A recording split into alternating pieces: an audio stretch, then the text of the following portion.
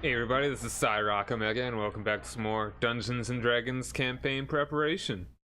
So I've got another session coming up tomorrow, and I wanna get a few things in order. Get the music going. Chill tunes.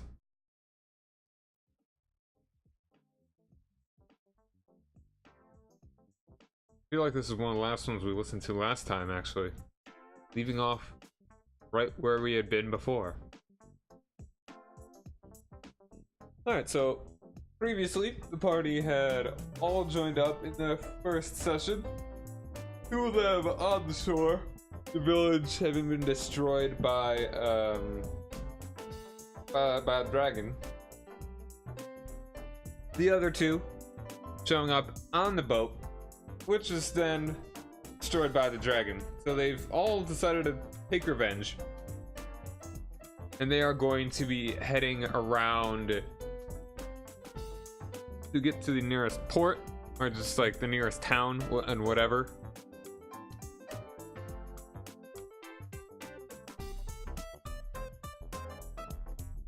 Okay, so let's just go ahead and open up session overview number 2. So, alright. Takes 2 hours to get to the coast. The cave is now.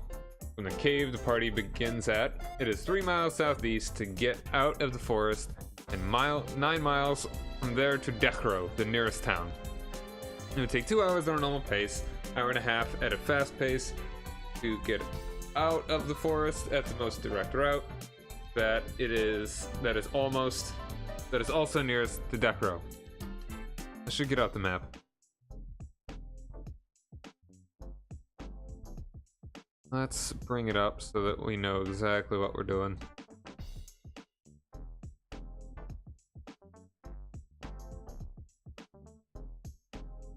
So that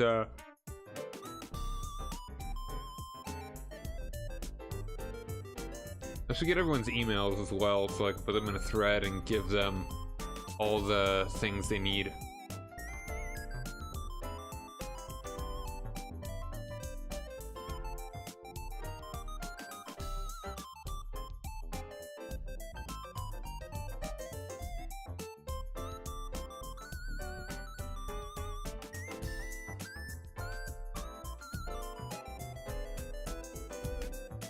Well, either way, we don't really need to look at that quite so much. There, take 3 hours at a normal pace, 2.5 at a fast pace to get to Decro. While traveling, there's a chance the party could be accosted by 6 bandits. The likelihood of this happening varies based on the party's speed and environment. Forest at a normal pace. For the amount of time, that's just an 18 out of 20. So I'll roll a d20, and there's an 18, and an 18, 19, or 20. They will be accosted by bandits.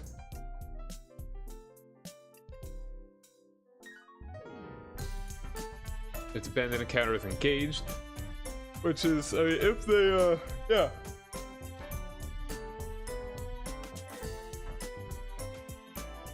And if they decide to be stealthy, they will go at a slower pace.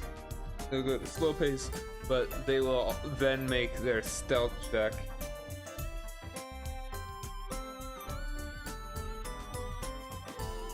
Hold on, I'm gonna bring up the book. I think you can only do stealth checks if you're moving at a slower pace.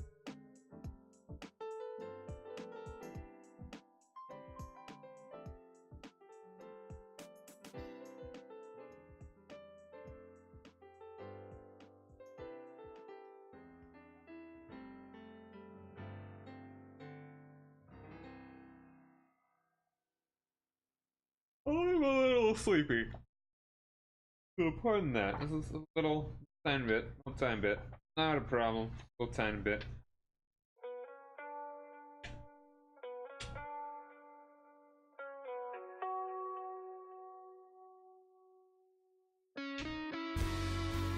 Okay. Yeah, they're only able to use stealth if they move at a slow pace, which will cut another mile per hour off their speed.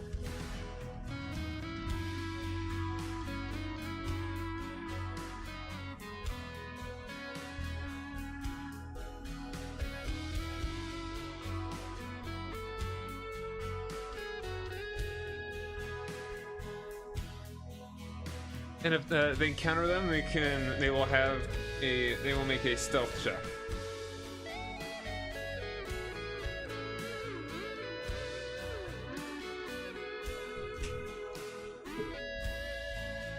Against they make a perception check on the stealth.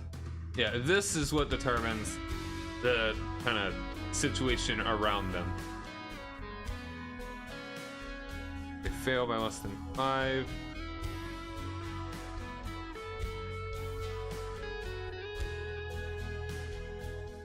If they succeed,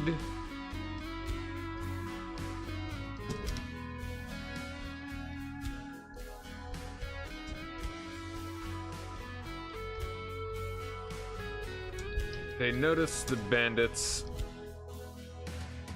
approaching. Are not so, and have a chance to act. And then they got the tiers here about how badly, if they're surprised.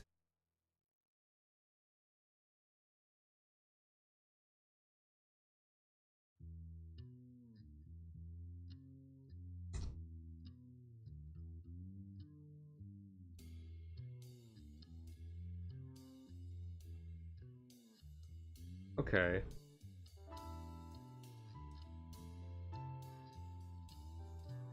So then we got kobolds in the barn. Kobolds take up residence in a farmer's shed. They have not hurt anyone yet, but are getting bolder in their antics. They can be scared away, persuaded to leave, or just killed. So this has repercussions in the future, which I have not thought of yet. Moving forward. It is. Oh, sorry. Sorry. It is 7.5 miles southwest of Eilfed, and only takes about 2 hours to get there.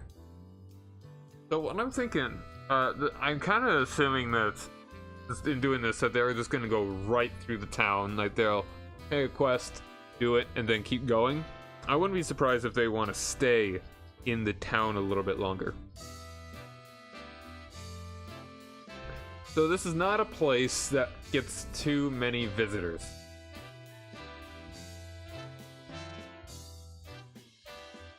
So, I mean, it's really just a loose settlement of folks. So you may want to stick around. Oh, sorry. I keep saying sorry, but it's gonna keep happening.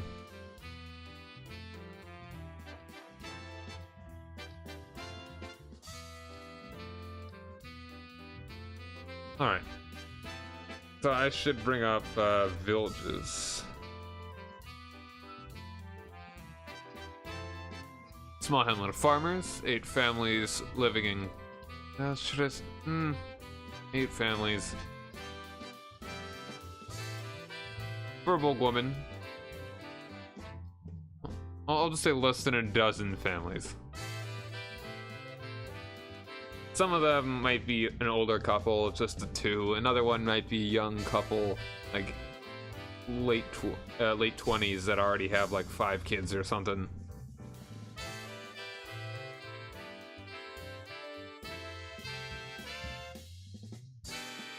Less than a dozen families. Those will include, yeah, just kind of variations. Just kind of giving the thing room there.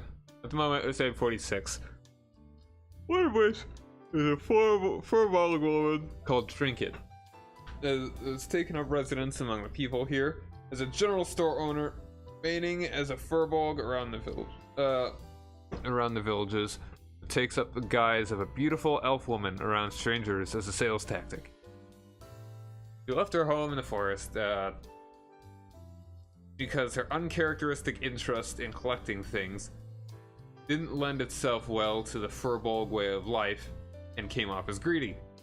She is more than willing to sell what she has, but is just as willing to trade.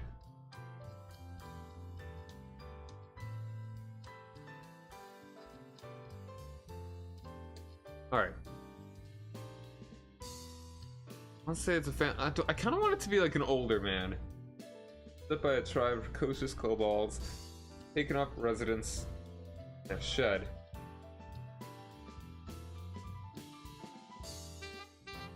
I'll just say, let's have it be an old couple.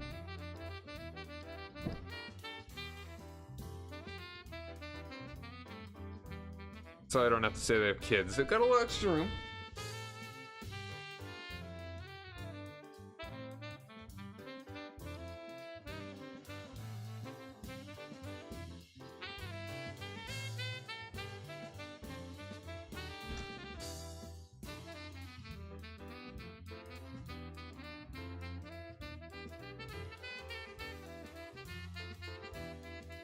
It's only 9:49. I'm not normally this tired this early.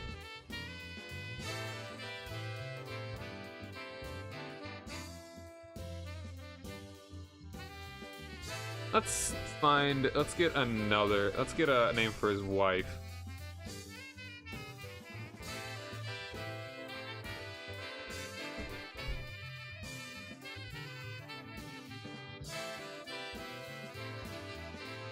All right. It's something that's not just a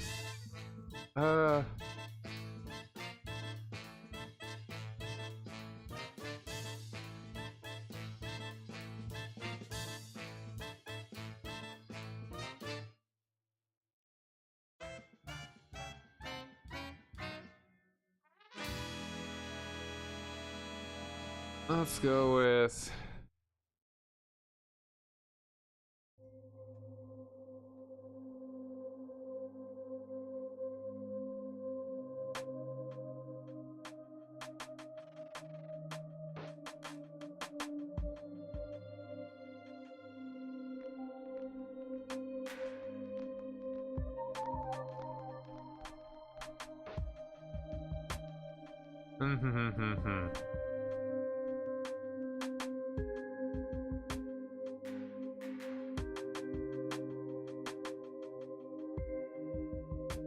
getting too picky. It really doesn't matter. Lynette. Sure.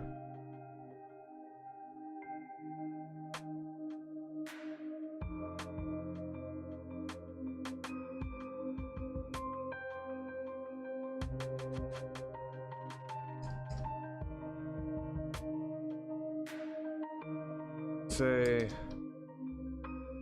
older couple in their 60s. Teague and Lynette Keeley is beset are beset by a tribe of precocious kobolds that have taken up residence in their shed. As the party is entering the hamlet, they see the kobolds scurrying around Teague Keeley's vegetable patch before he chases them off, taking refuge in his shed. When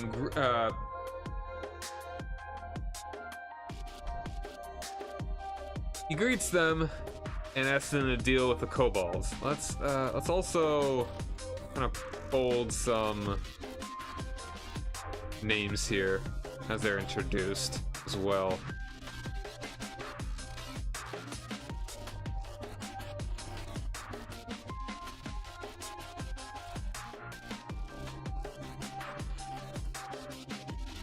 Alright, I'm just gonna bold important notes.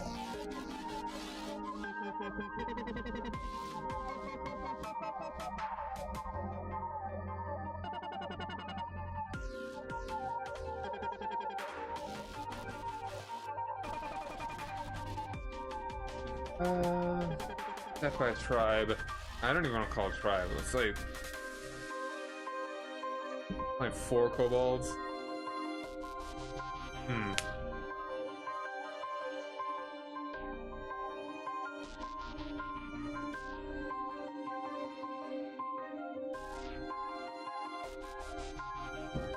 by a tribe of precocious kobolds.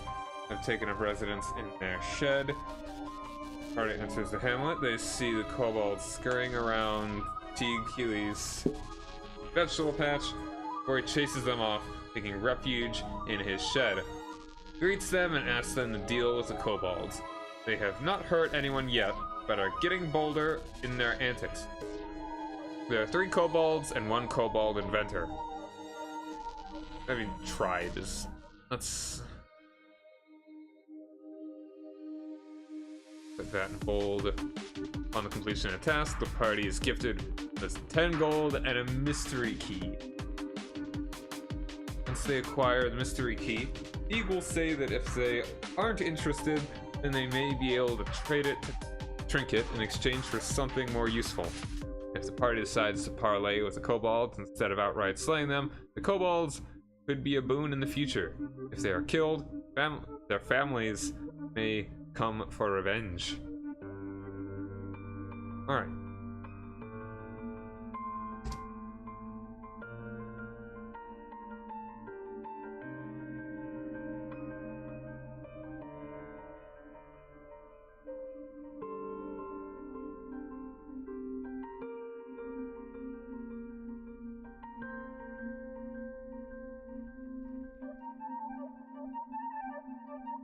Alright, so what would be another good note? You know, this is...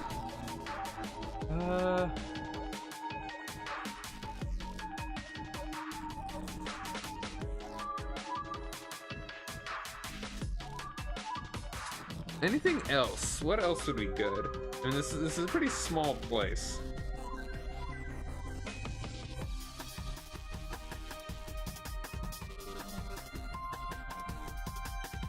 Would there be a place of worship? I don't think so. Like, with only a couple families like this, it would not warrant having a priest here, really. At least not from a larger church or whatever.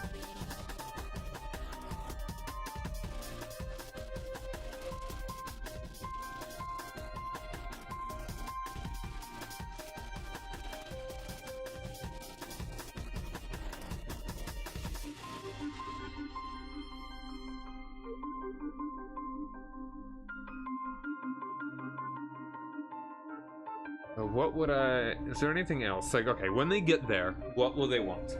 Will they want to find a tavern to stay at? That can be remedied with... okay, this can be remedied by Keely here.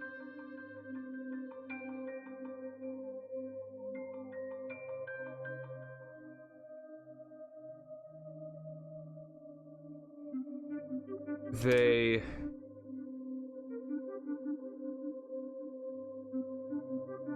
On the completion of the task, the parties give to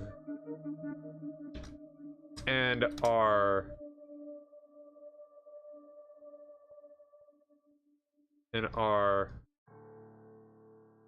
welcome to stay the night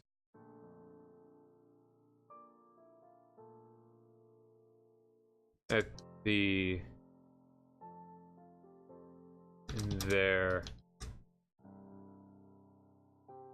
in their home.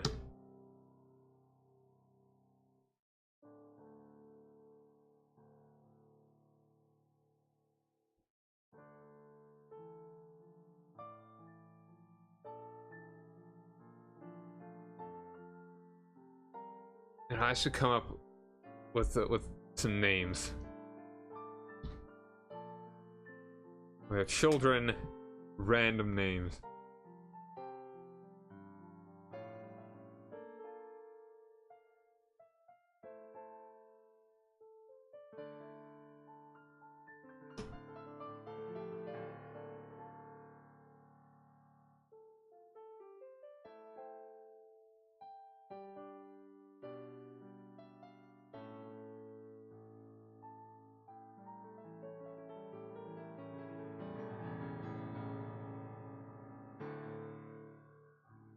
Alright, where the children, in case they ask for anything.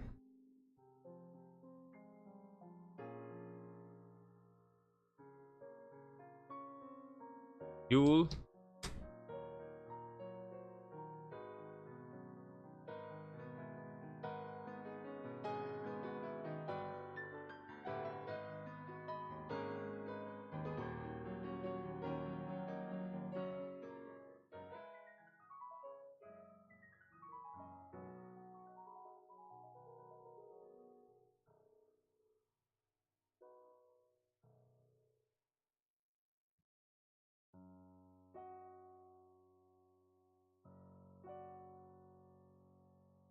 Okay, yeah, so we got fine.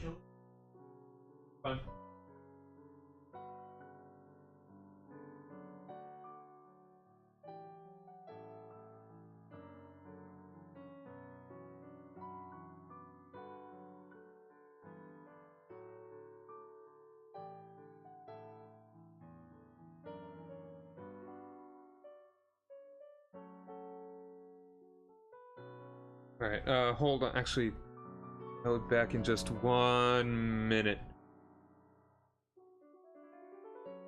I actually will get the break screen up, because just having a blank screen, if someone shows up, that can be really confusing. And I don't like leaving the thing up there.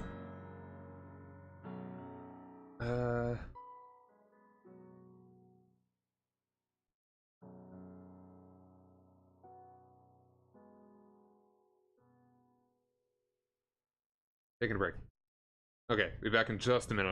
I need to ask somebody something.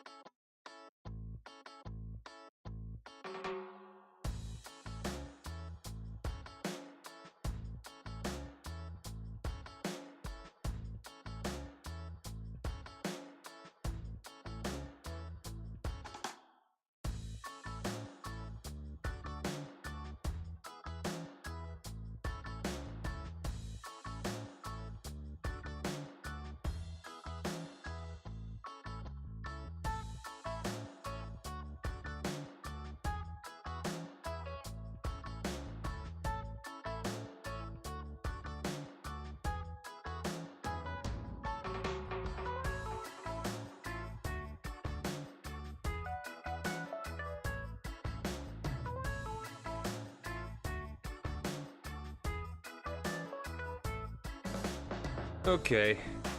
So, yeah, just random names. And if they don't ask for names, they can use them in other places. I should want to have like 5 names. That's a good number of kids. Maybe 6.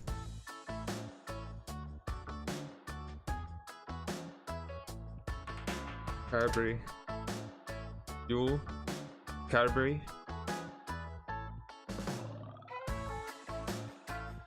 Heyman.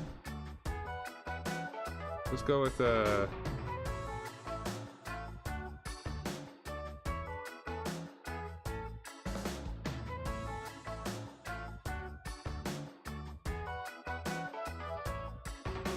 lot of these just kinda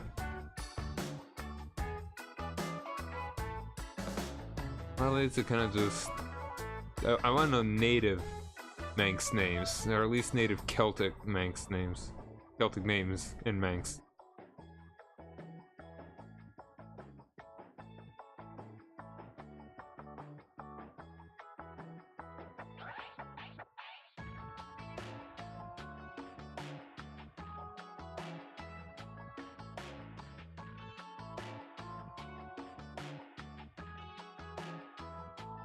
Let's see,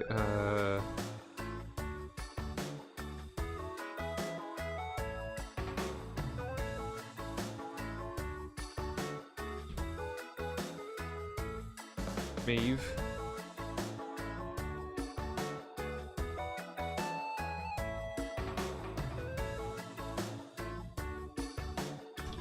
There we go. There's 2 names.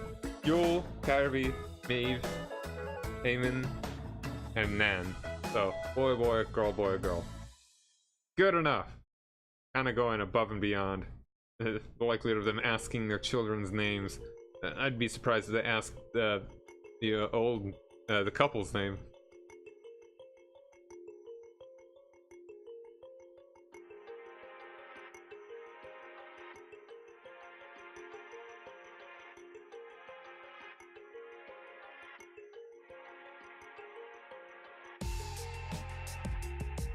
Ah, man, what else? I can get like one more interesting thing about this town. So we've already got a general store owner. That's a Furbolg general store owner.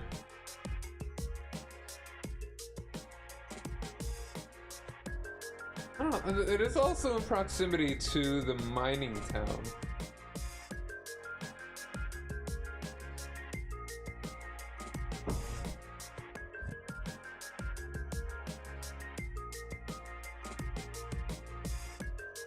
So what would be good to have near a mining town, but not necessarily in it?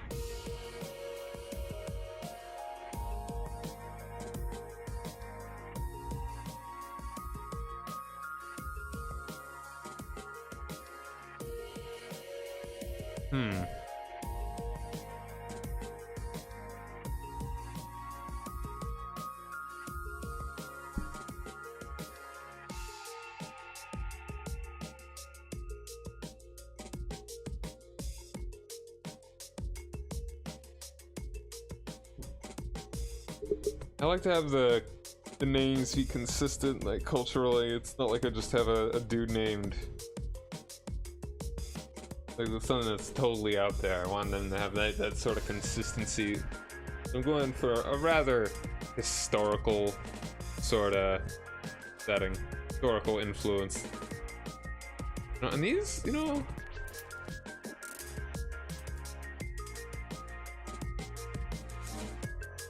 Go ahead and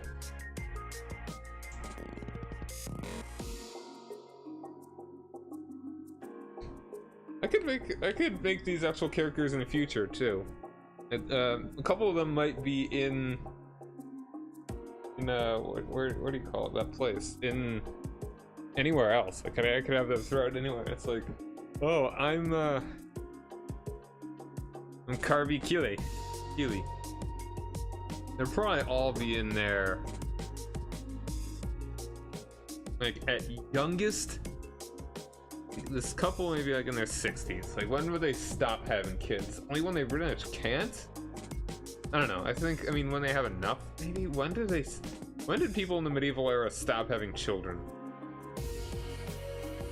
they wouldn't wear condoms at all. Let's put them at.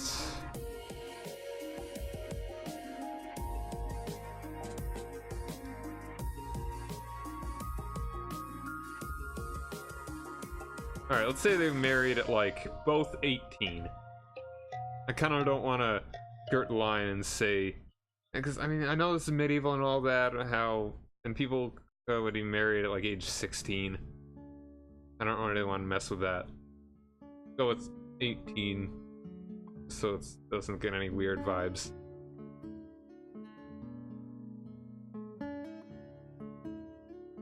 So let's say they're 65.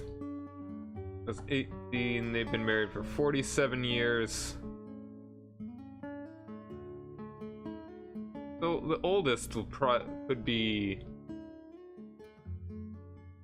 45. Youngest could be actually not even 47 years. Like we'll go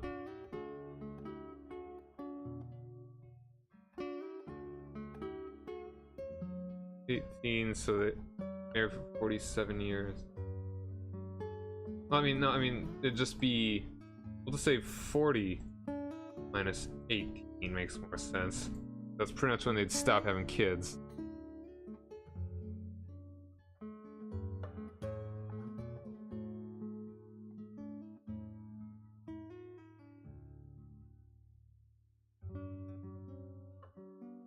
The youngest could be like 22.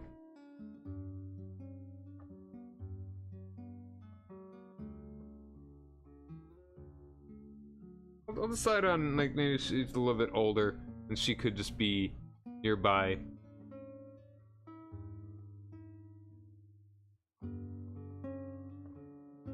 Because I mean, like, a couple's not gonna stop having sex when they're 39, right? And do they have condoms? I don't think so.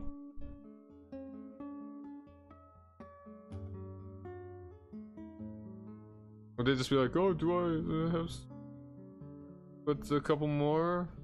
It's like, I mean, we have enough kids? Maybe they do. But then they just be like, we have enough kids, let's not have sex until we can't have any more kids. Don't think so. Don't think so. On completion of task, party is good. Yeah, okay.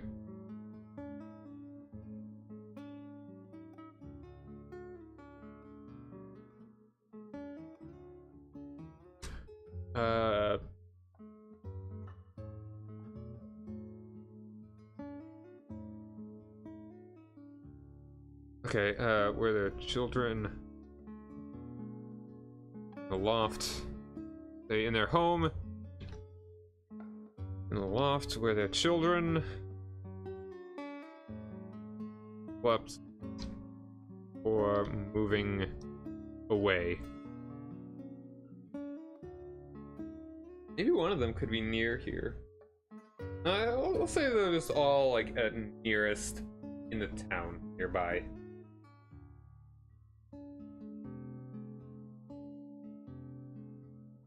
And Gaelg,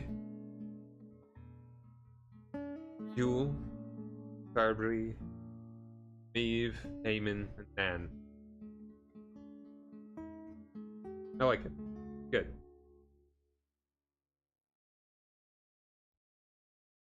This is one more interesting point.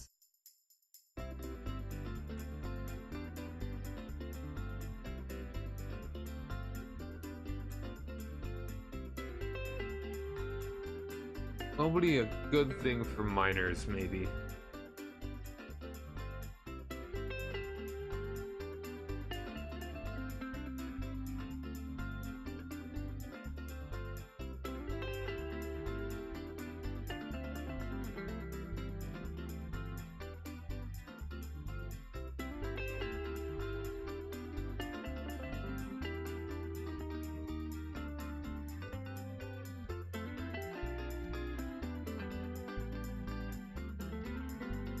Acquire the mystery key. T will say that if they aren't interested, then they may. Okay, they'll trinket.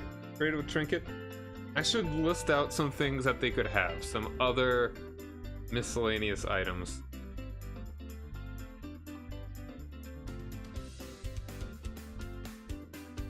How? I'm at a +1 sword. How about a +1 sword? Like, that could be a higher end thing.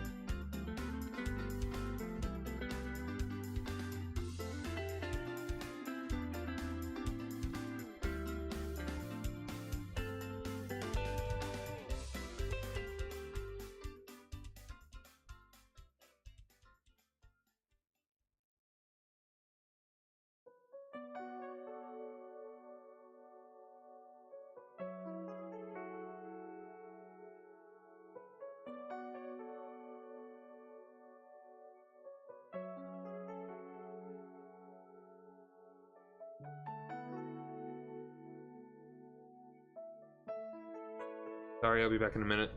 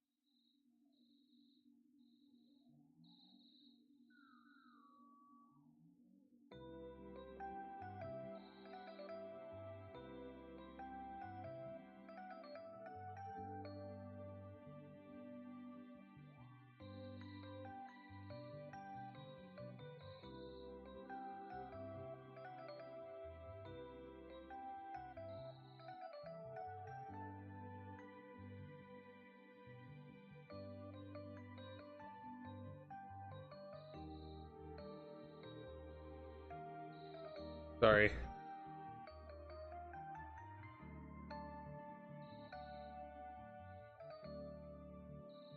Didn't think that was gonna take so long. Okay, alright, right, put the book away.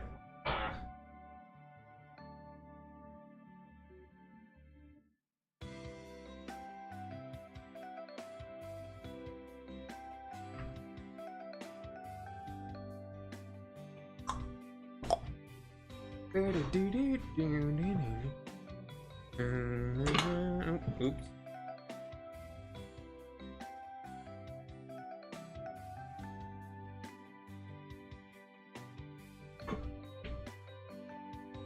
Okay.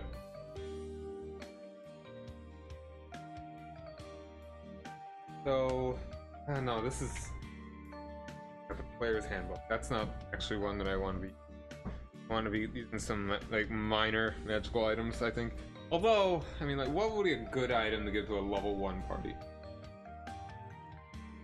That was just a +1.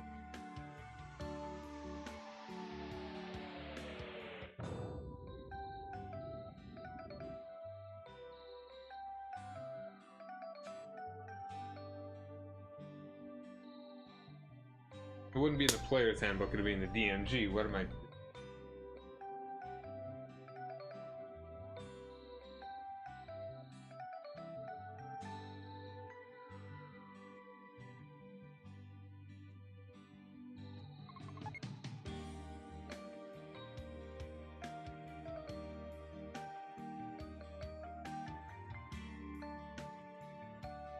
Alright, so let's take a look and see about what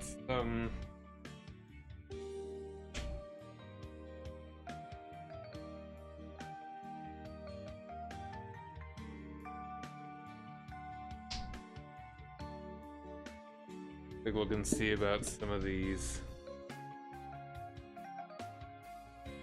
Any kind of magical item. Like maybe like one or no more than 2 common items, common magical items. Level 1 guys, and that's a bit much.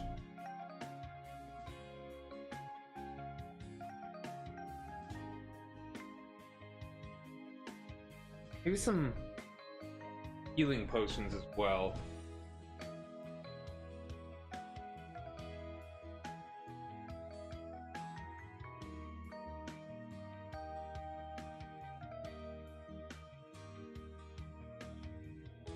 Yeah, I should potion of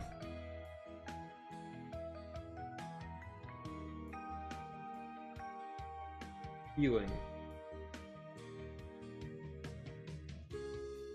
That would be a good one to get. Good one to have here. Alright.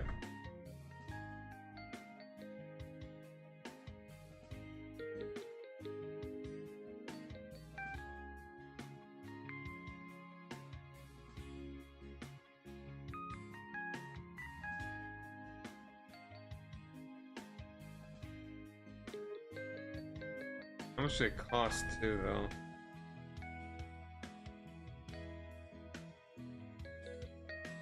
How much could they buy it for? Doesn't actually say.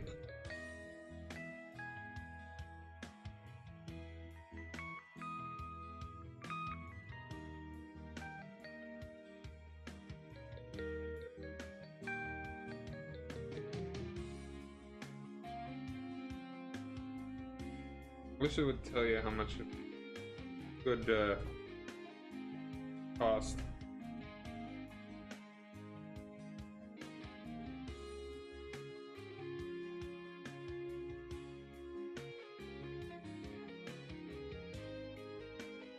Okay, common one.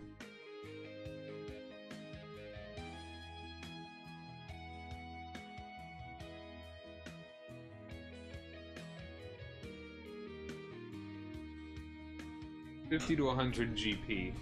That's a lot.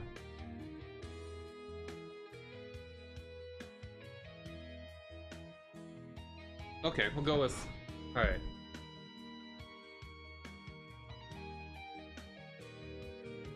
Trinkets.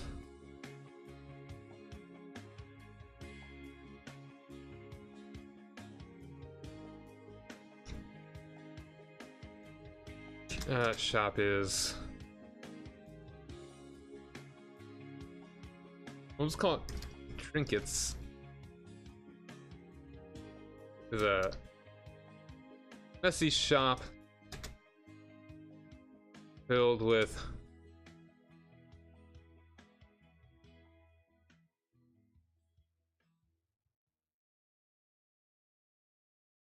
with items of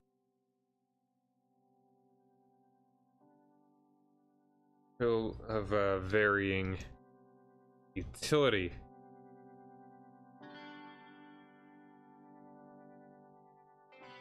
Could include rope, fishing equipment, fishing rods,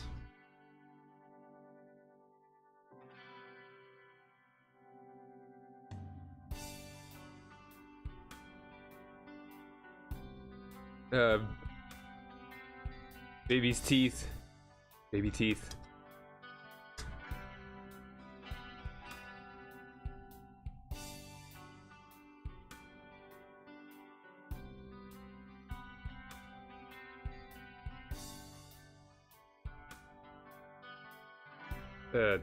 A destroyed beehive.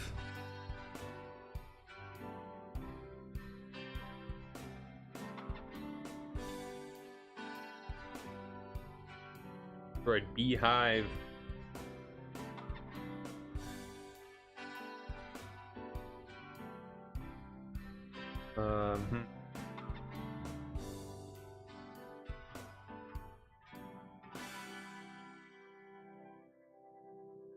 Three cow skulls that seem to have their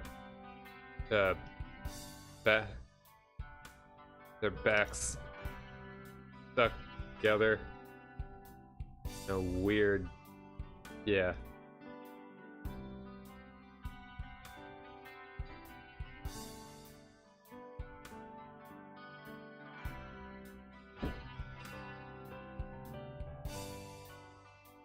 What else? Just like this is just for flavor right now.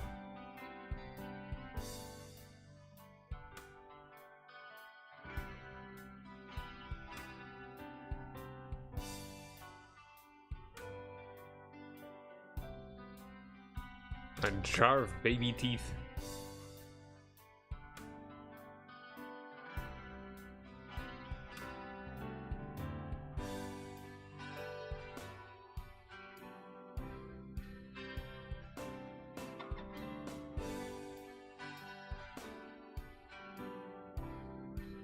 A wide variety of pipes.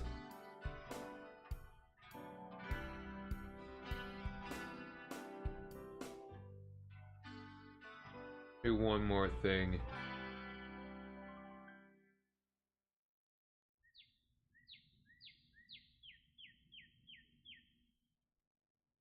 A novelty. A giant feather that has been a human, a 6 foot, an 8 foot tall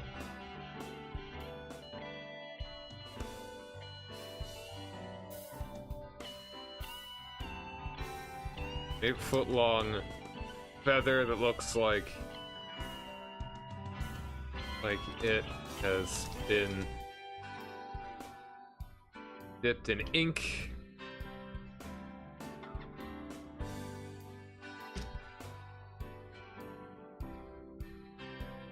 Items that the party may find interesting are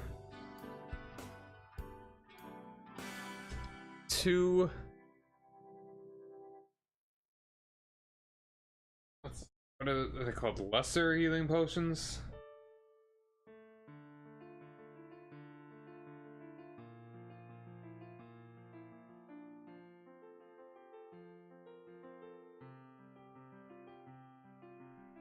2 healing potions.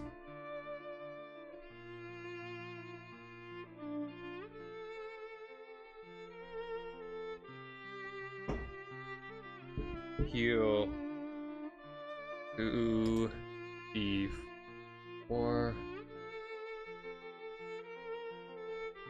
4.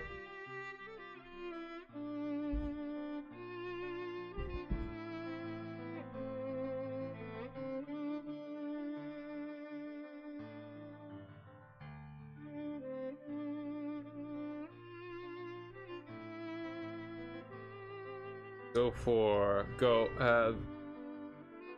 50 gold each.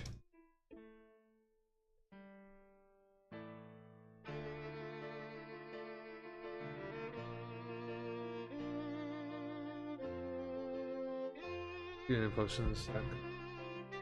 Go for 50 gold. Now we'll be conservative here. 50 gold. Gold. Gold. Gold.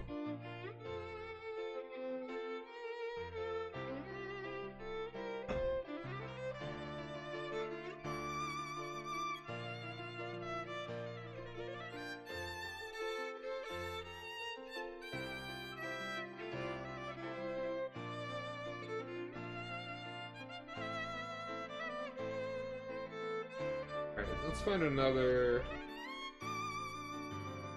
common magical item.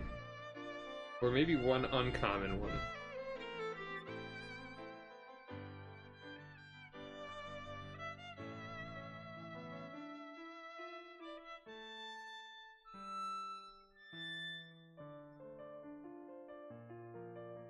A robe of useful items.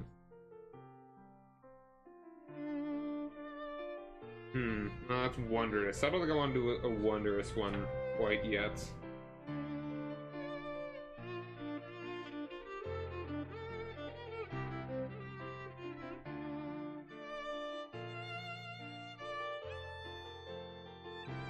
Because this is full damage.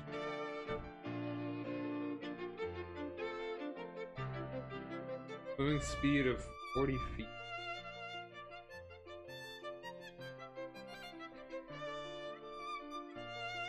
This is nah.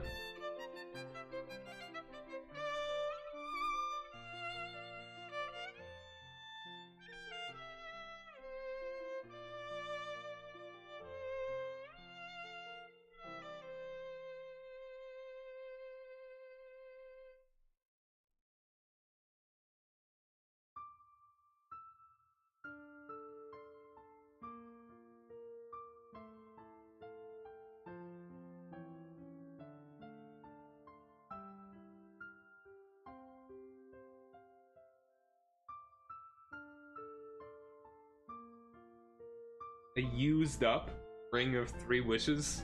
That could be kind of cool.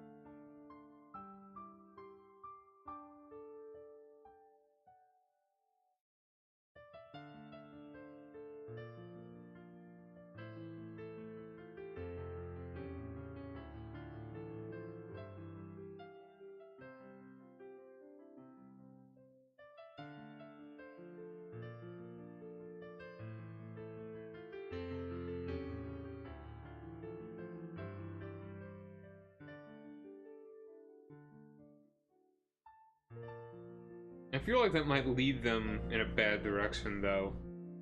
And I guess that's their choice, though. The ring of... I'll put that on with the other one.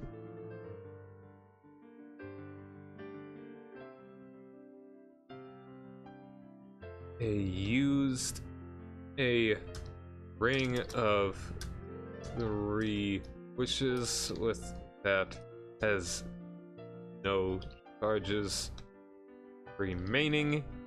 That's an interesting little tidbit, I guess.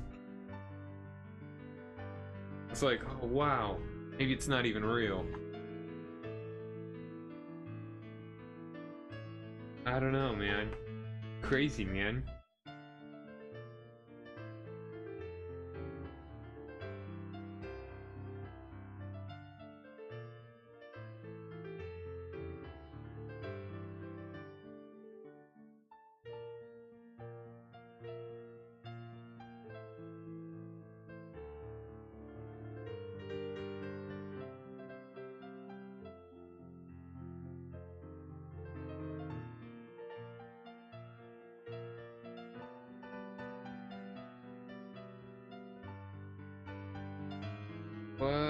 other things. I kind of would like like a simple magic sword.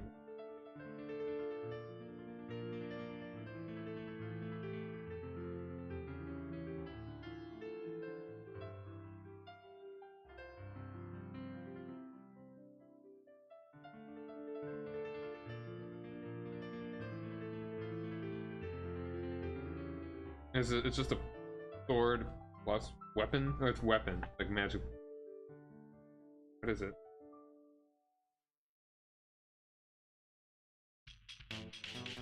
Oh, weapon. Alright, here we go.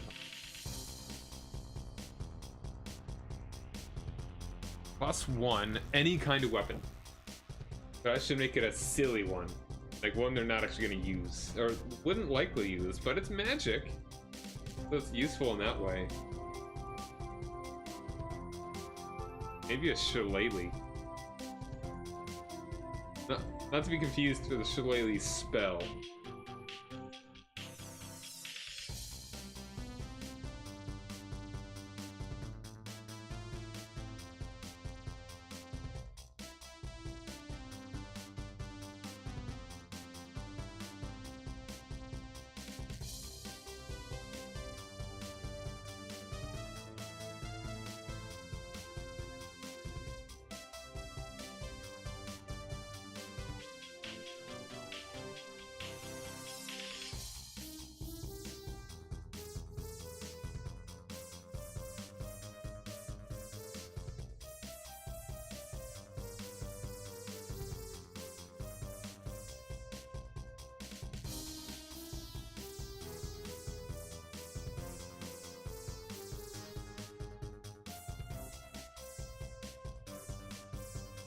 Dun, dun, da, da, da, da. No understanding, try to Vorpal sword. Weapon attacks open.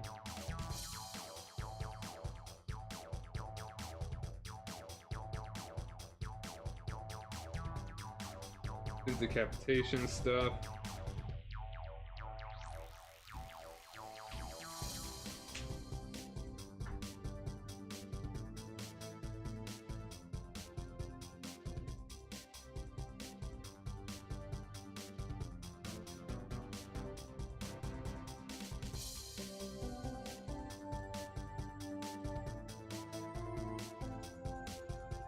Maybe. Yeah, I mean, it's like a +1 staff.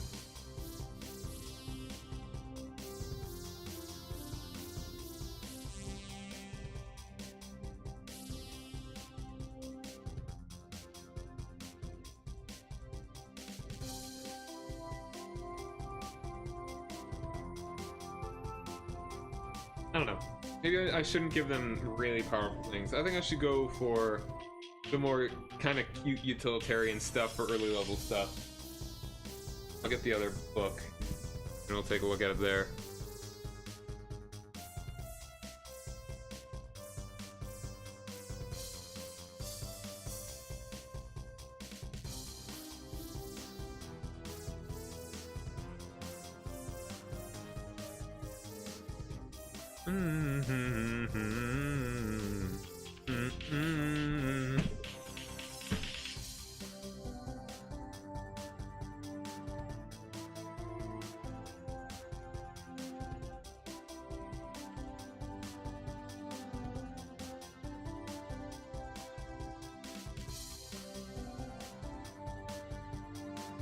Alright.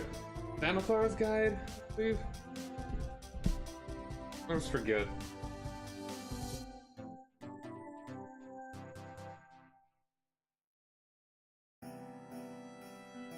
Xanathar is more the player stuff. It's Mordenkainen.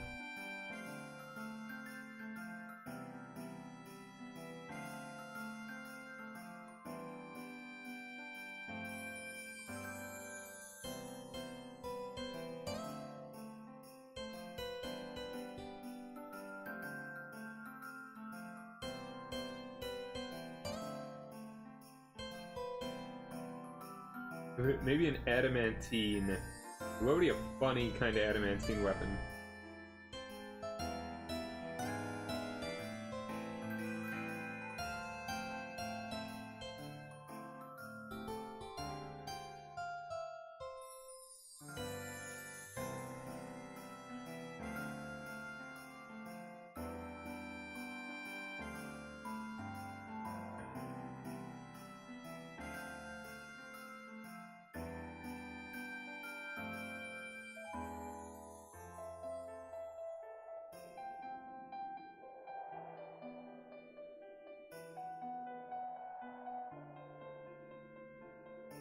Yeah, it's I'm thinking of Mordenkainen.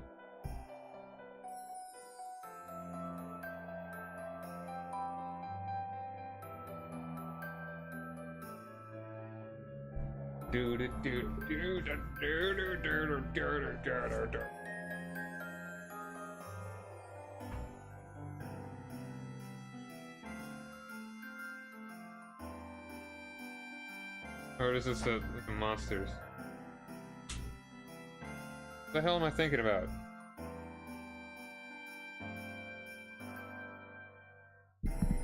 Is it Xanathars?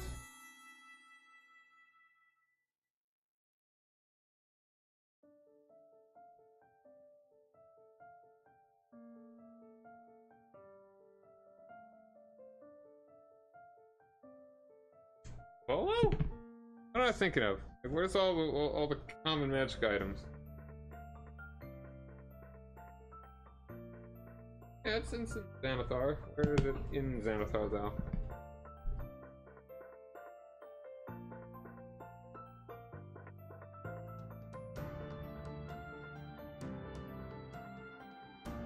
Alright, here they are.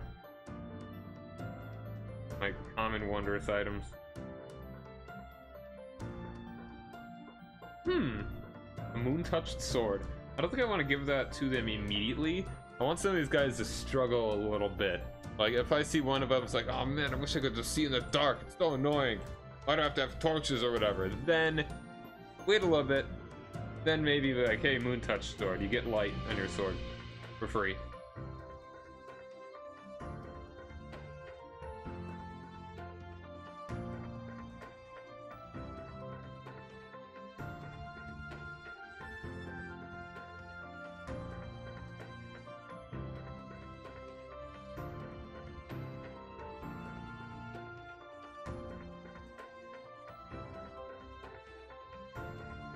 Alright, here's one. Here's a good one.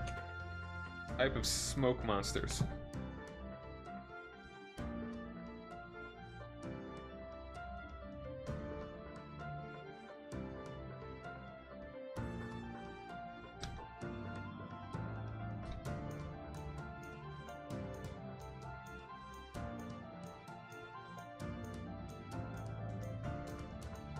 Xanathar's page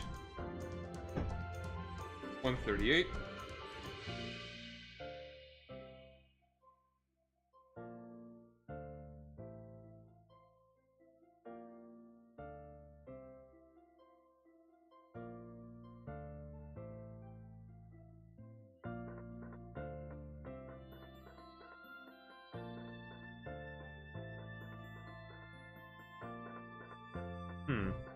Yeah, let's go up whole. I don't think I want to give them too many.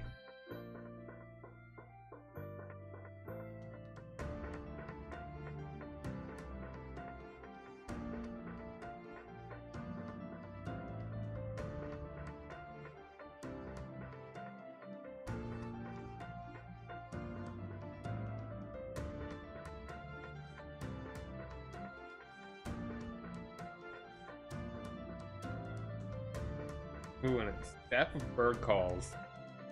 The wooden staff is decorated with bird carving. It has 10 charges. While holding it, you can use an action to expend 1 charge from that staff and cause it to create one of the following sounds out of a range of 60 feet. A finch's chirp, a raven's caw, a duck's quack, a chicken's squawk, a goose's honk, a loon's call, a turkey's gobble, a seagull's cry, an owl's hoot, and an eagle's shriek. They can't make noises other than that, by the way.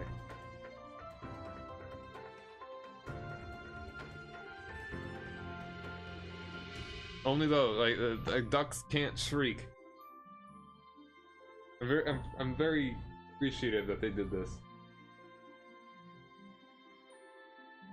Staff regains 1d6 plus 4 expended charges daily at dawn. If you expend the last charge, roll d20. On a 1, staff explodes in a harmless cloud of bird feathers and is lost forever. Staff of bird calls. Kinda like that. You know what? I'm gonna go. Let's say we have a couple in here. Let's see if Steve remembers that he actually has detect magic. He doesn't have identify though.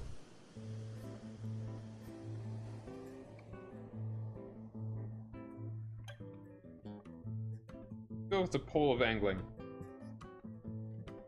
While holding this 10-foot pole, you can speak a command word and transform it into a fishing pole with a hook, line, and a reel. Speaking the command word again changes the fishing pole back into a normal 10-foot pole.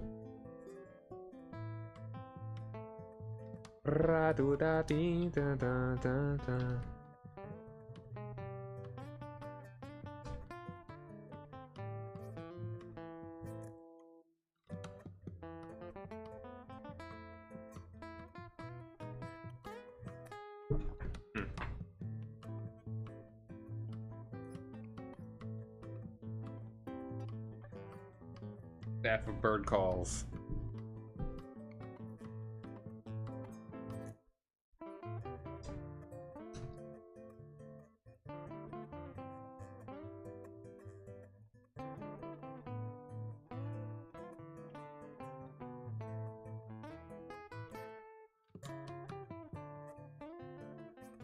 $39. A mystery key though. Like it.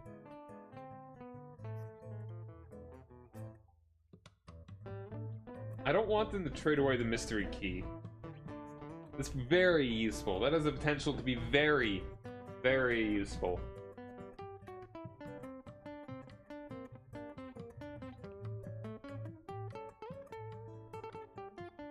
And just to get into anywhere once.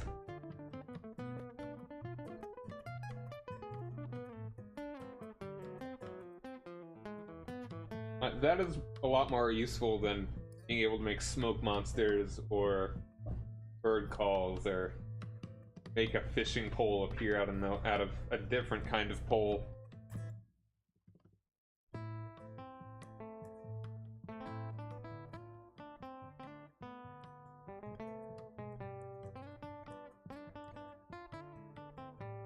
I want to give them big those items.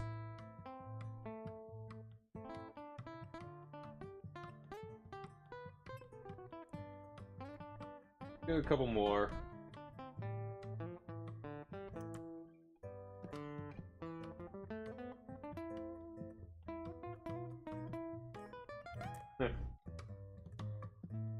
Staff of Flowers, the wooden staff, 10 charges. While holding it, you can use an action to expend 1 charge from the staff, cause a flower to sprout, a patch of earth or soil within 5 feet of you, or from the staff itself. Unless you choose a specific kind of flower, the staff creates a mild scented daisy. Flower is harmless and non-magical. It grows or withers as a normal flower would. Staff regains gone for.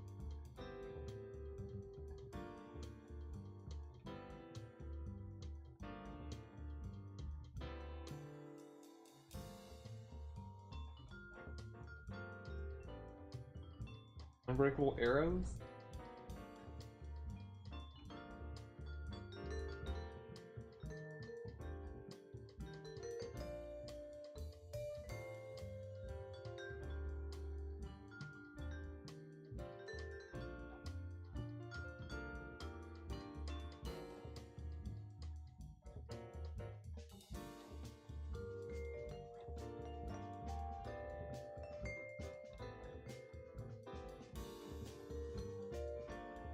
That's actually kinda...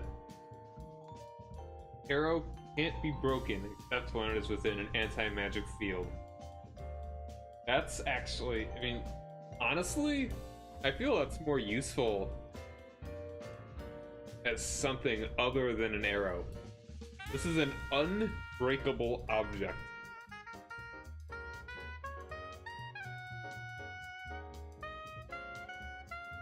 Like, imagine using a... Like, they say that one arrow is easily broken, but many will not bend. Imagine you got one arrow that cannot be broken. Imagine, like, a bundle of arrows that each individually cannot be broken.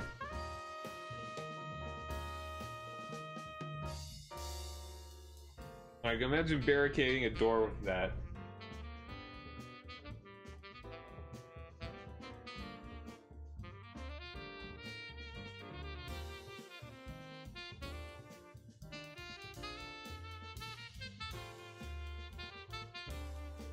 How about weapon, a walloping ammunition. This ammunition packs a wallop. Creature hit by the ammunition must succeed on DC 10 saving throw or be knocked prone.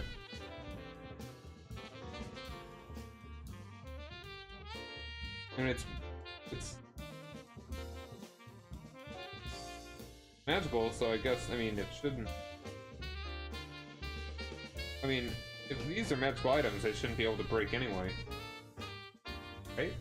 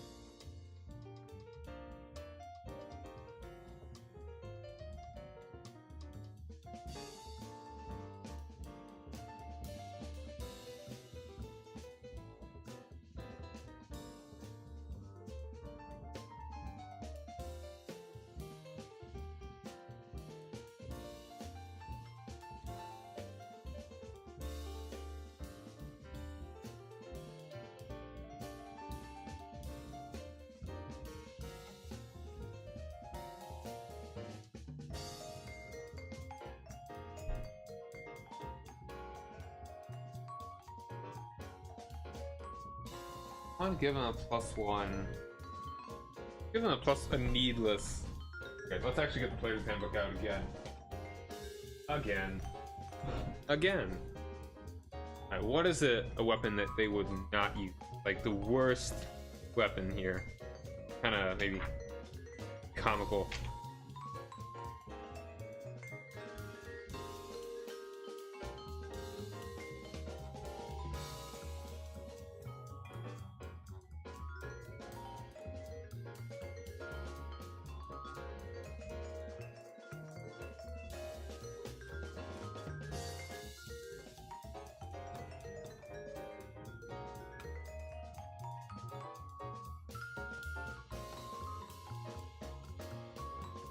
+1 net? Like a +1, like a fishing net that's got a +1. It won't do any damage. Or will it do 1 damage? Okay, what is, let's read about nets. A large or smaller creature hit by a net is restrained until it is freed. Net has no effect on creatures that are formless or creatures that are huge or larger. A creature can use its action to make a DC 10 strength check for itself, or another creature would get its reach on a success, dealing 5 slashing damage to the net. Also frees the creature without harming it, ending the effect and destroying the net. So a magical one would not be destroyed. When you use an action, bonus action, reaction, attack with a net, you can make only 1 attack regardless of the number of attacks you can normally make.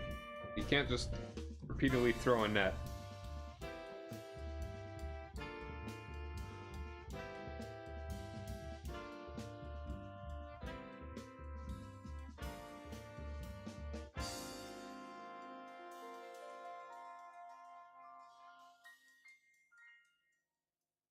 Yeah. +1 club.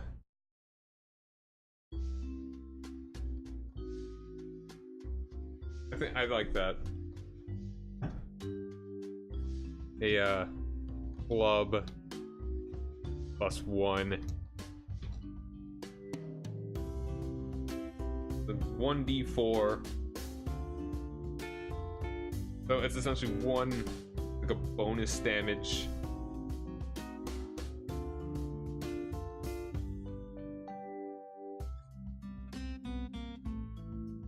Do I?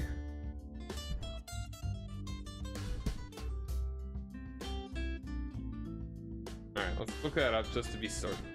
Level 1 party. Chances them, I mean, it's a choice. They'd have to choose between a 1 in 20 chance that this key could be a skeleton key, or have a club that only does 1d4 damage do a bonus 1 damage and be 1 more likely to hit.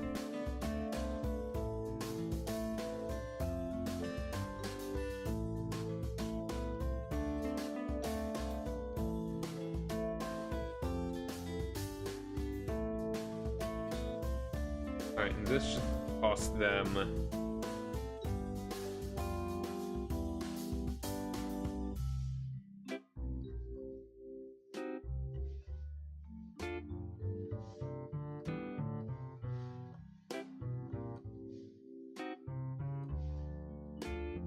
+1 club. Alright, let's do. Alright, do uncommon. It would probably be like. Put it at 300.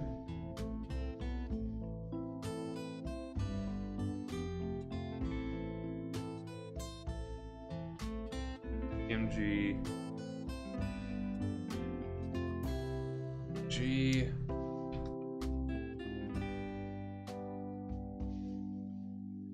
One. 213. And. B. I could also just buy it if they don't want to trade it for, let's say.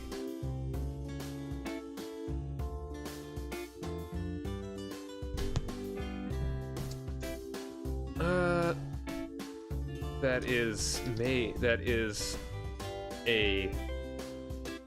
made from a branch of a sacred tree.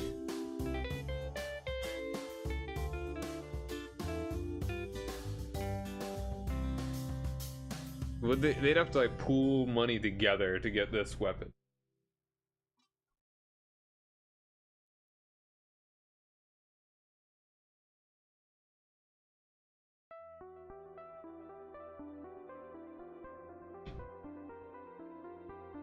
Yeah, so kind of crazy. Let's just go I'll go for 250. I don't think anyone can outright afford it.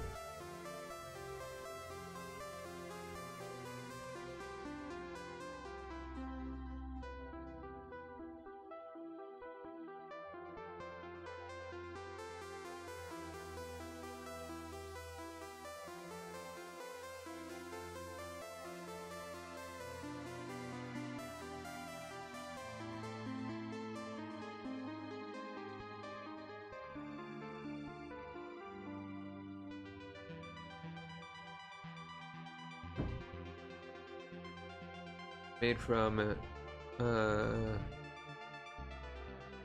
the Feywild, sacred Feywild tree.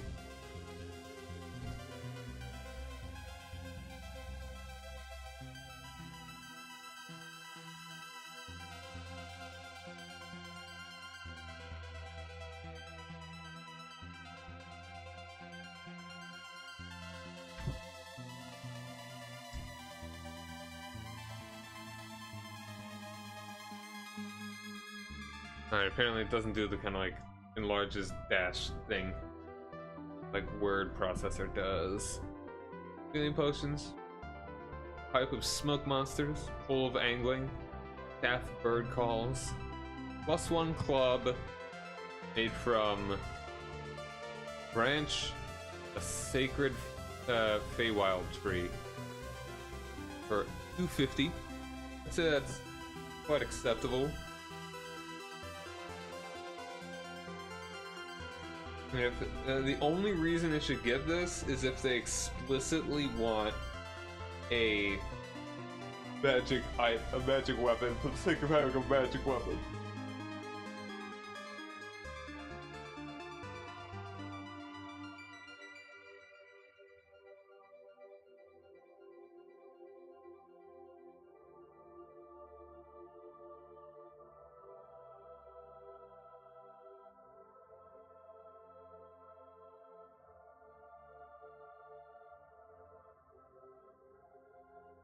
So this hopefully will be when Steve notices that he has detect magic.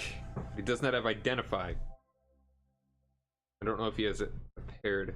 Detect magic, if he has it prepared or not.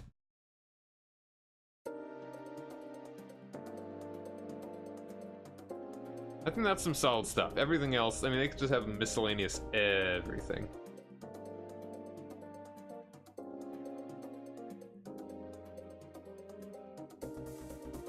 Is there X?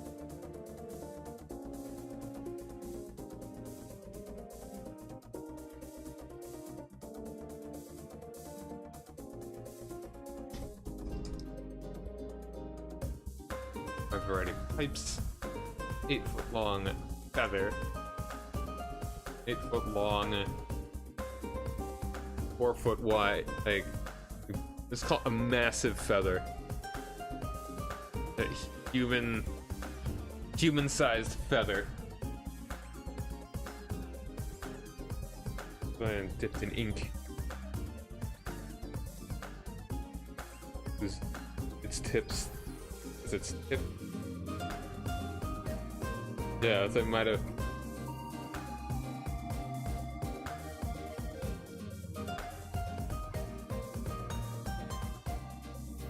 Okay.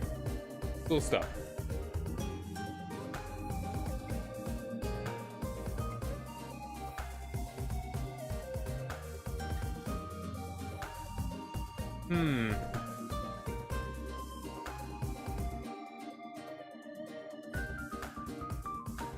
Okay, I like that. Like, I mean, they've got a place to stay for free.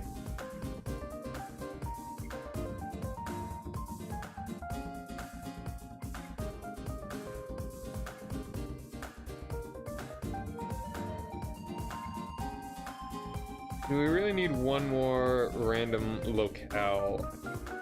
Kinda like one. Nothing quite as weird as trinkets. But I still would like it. Like something else.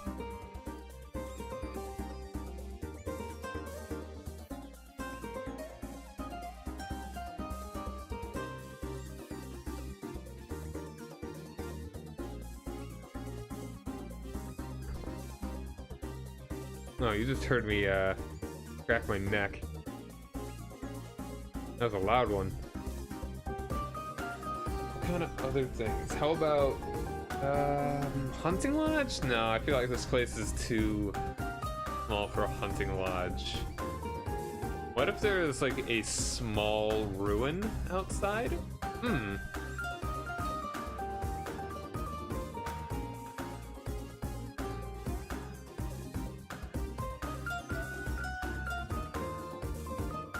Oh, undo that.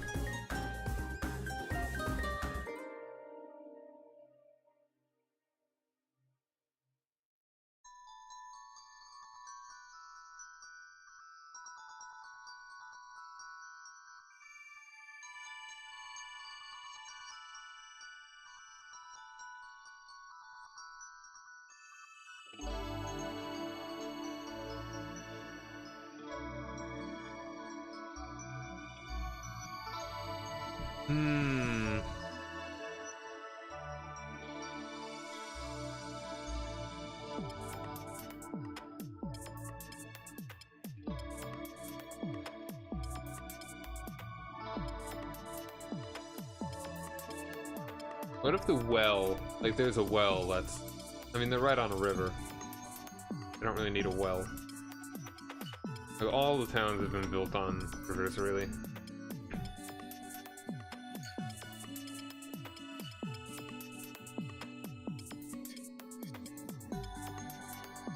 What could I do here? Let's flip through a book. See if anything interesting comes to mind.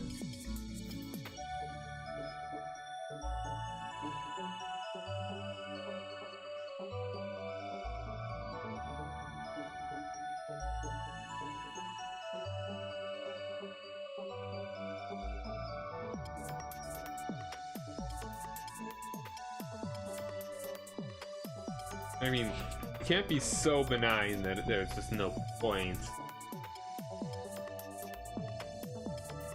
But it has to be interesting enough. It can't be too interesting.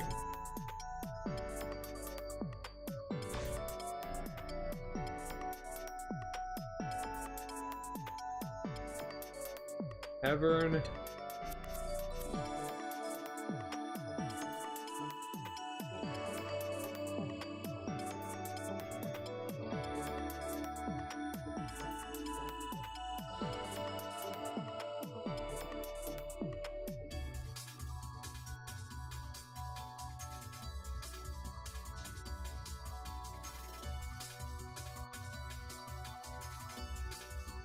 I also want to see what I get. I also want to look up a good description of like buildings in this town too, like in like a medieval Isle of Man or medieval Wales or something.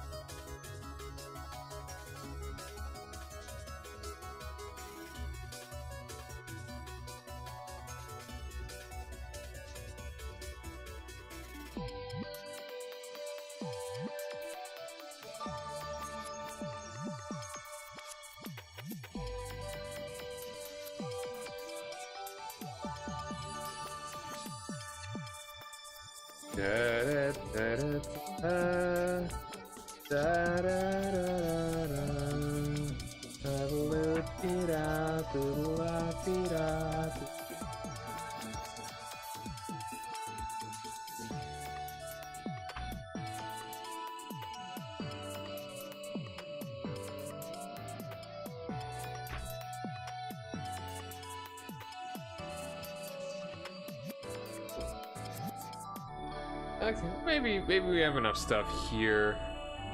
But let's go ahead and look up what medieval Wales, medieval Isle of Man. See what kind of pictures show up.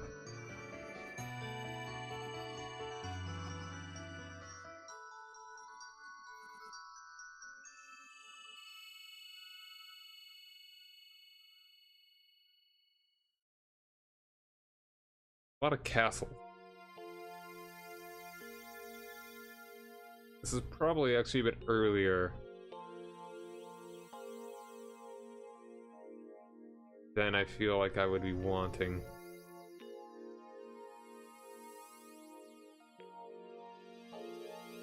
Like, I mean, like this. Oh, jeez. Right out. Kick me out.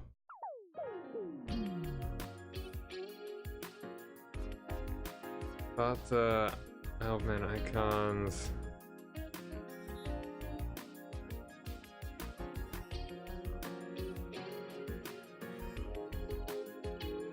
Kippers. Yo, look at that. Look at the enormous basking shark. Cool.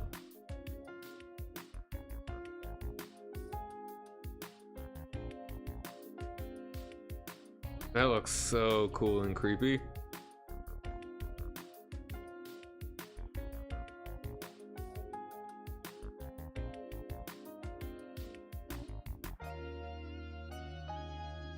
All right. This is interesting. I think this may be the kind of look that I'd be going for, like thatched roofs. What would you even say that stuff's made of?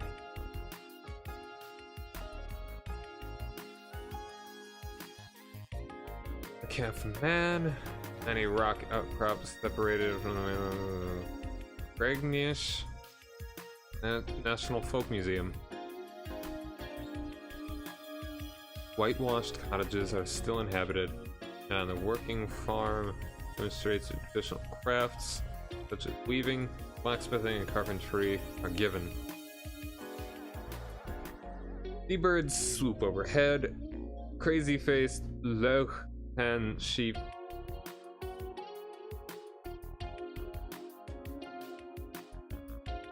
apparently my connection is not private. Let's go ahead and I'll just Google Loch-Hen sheep then.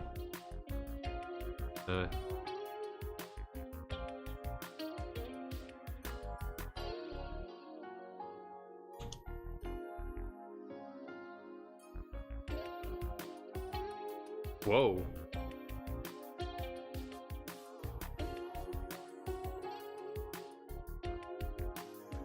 Check these guys out.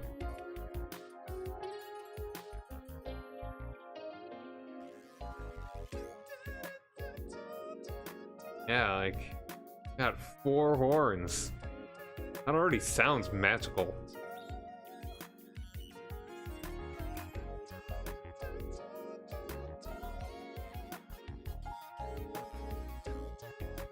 Oh, that's so cool.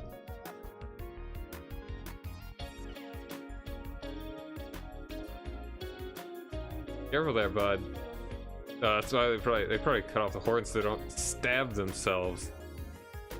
This is so cool. I'm so glad I found out about these. I'm gonna need to put these in somewhere.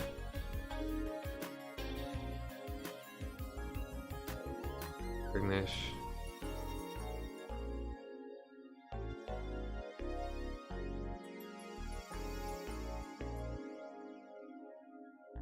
Small village and tourist destination in the extreme southwest of the Isle of Man, about 1 mile.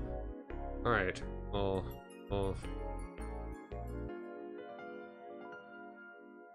apparently these are rare as well.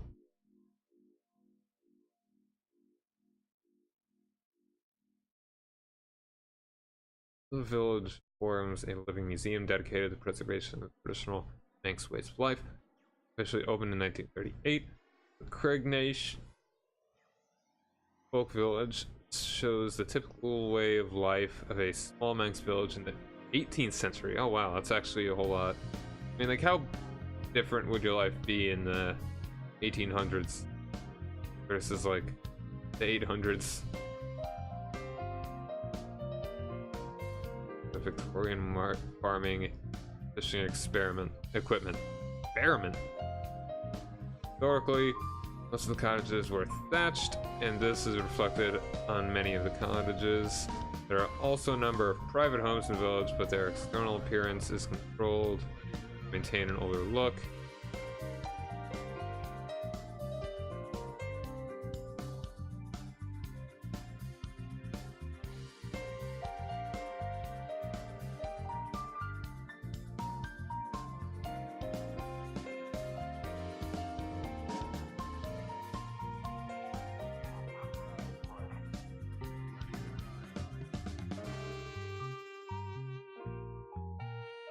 Cool stuff.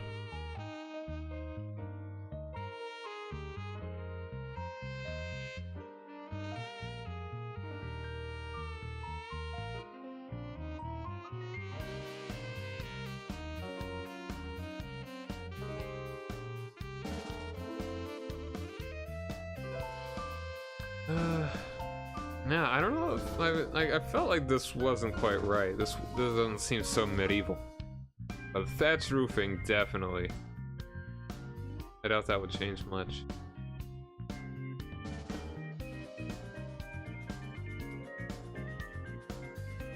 Like, this is definitely not the kind of thing you'd see in like 1800. I mean, this is 1800s, yes, not 800s.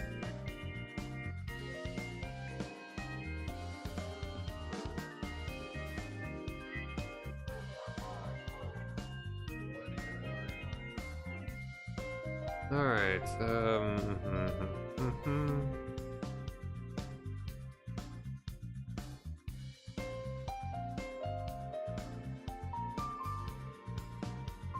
Right. Yeah, that's cool stuff. Alright, so medieval Isle of Man. Got some castles.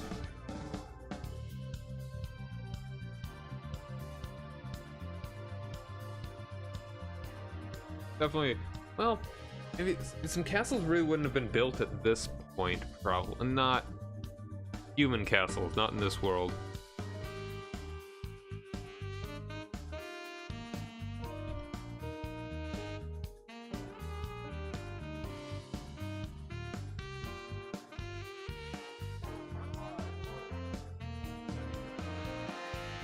Castles do look awesome, though. Man, well, yeah, look at that.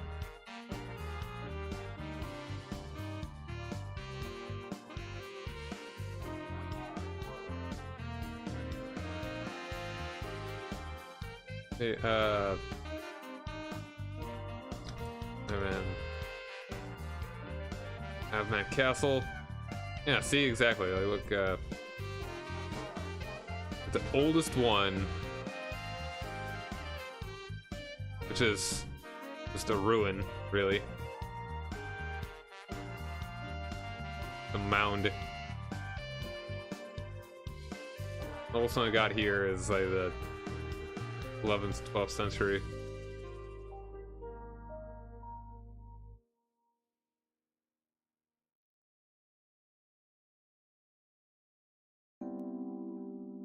So there wouldn't be castles at this point.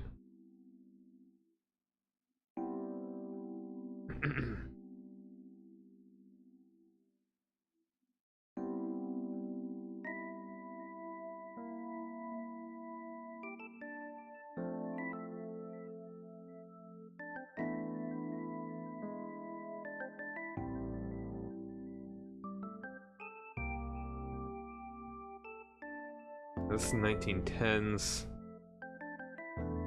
Or what it would look like in 1910. Oh, that was probably a photo of 1910. Well, it wouldn't. Would it be in color? I don't think so.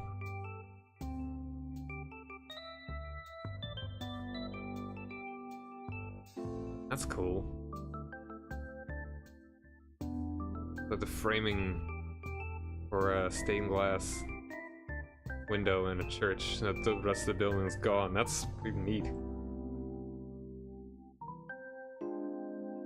In case I didn't say earlier, we're going for sort of like real early medieval setting.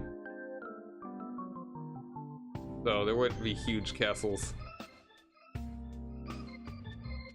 I doubt the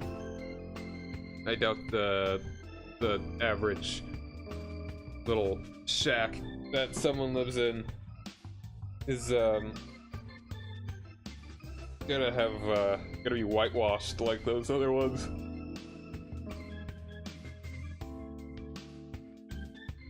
Okay, I'll just look up Wales.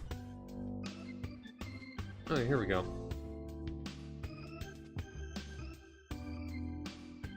Oh yeah, it looks like they're made with bricks. Just stone bricks. Humble. Cool. Simplicity of it's lovely.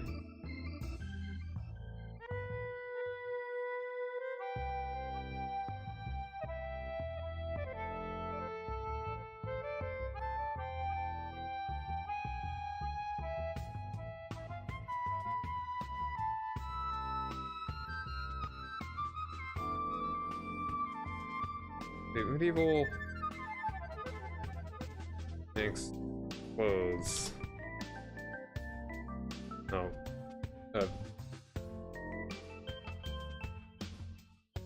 Oh man. That's pretty ornate. Simple tunics, probably.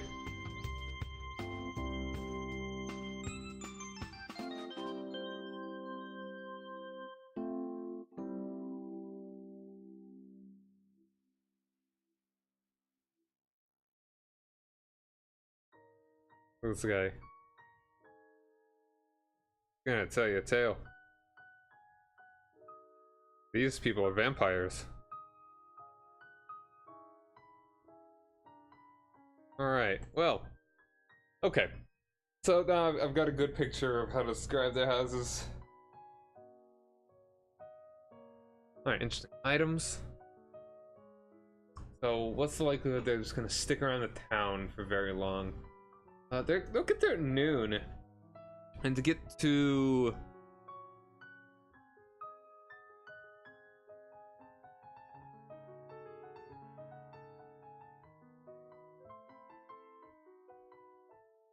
After this overview, definitely have... Yeah, these are cool. Apparently, are they rare? Let's actually read a little bit about them. They don't need to be rare in my world. If they're special and cool, they're everywhere. Well, maybe not everywhere, but it's like if they're unique. The rare breed of sheep, native to the Isle of Man, is sometimes spelled as Lechotsain. Sheep have dark brown wool, usually 4 or occasionally 6 horns. Of the northern European short-tailed sheep breeds and descend from the primitive sheep once found throughout Scotland and Hebrides and Shetland Islands. The word Lochtan comes from the Manx word Luchdown, means mouse brown, and describe the color of their sheep. Breed is primary. You know, I mean, it's like when a sheep has 4 horns, what you're gonna first describe it as is by the color of its wool. Yep, that's. Wouldn't you call it 4-horned demon sheep? Yeah. Alright, this breed is primarily raised for its meat, which some consider a delicacy. Meat has recently received EU recognition and protection recently is in...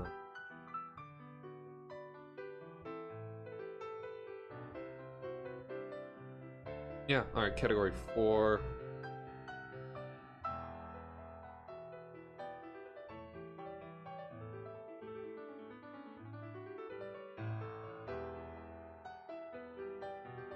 Joe Henson. This longhorn cow. Yeah, I like to think. Alright, they're at risk. Only 43 surviving specimens. Can't let that happen. You can't let the 4-horned demon sheep go to death. I will not have it.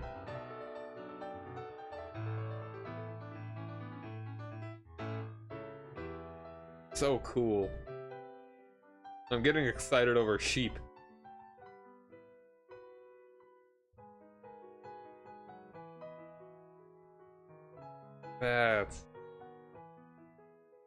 I'm just so excited because it's like the kind of thing that's real that you'd expect to be like, oh, the sheep here in my fantasy world, in my fantasy village, 4 horns.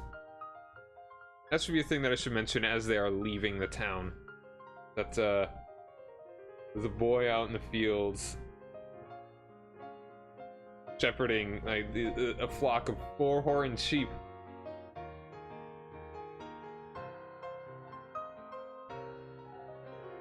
Definitely put that in somewhere. I just gotta remember. The party overview. Himna.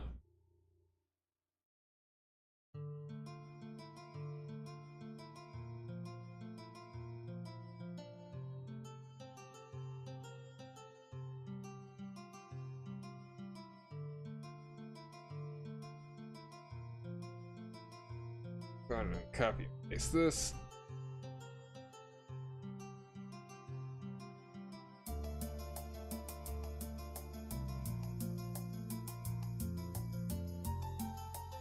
There's quests.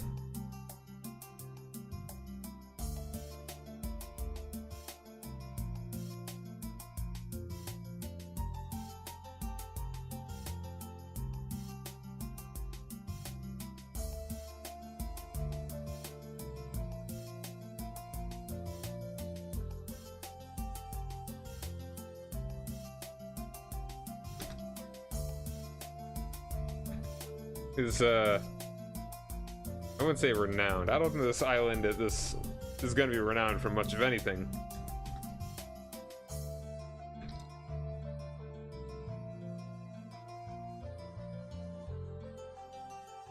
The Lothan sheep. The Lothan sheep. The breed of brown sheep with brown wool and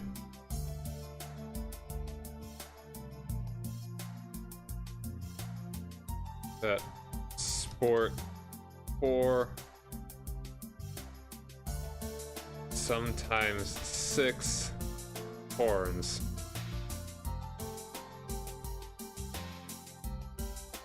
That's cool. This little thing at the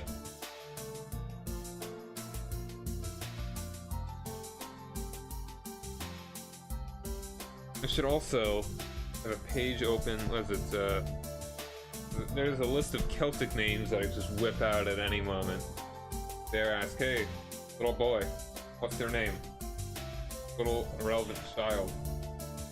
My name is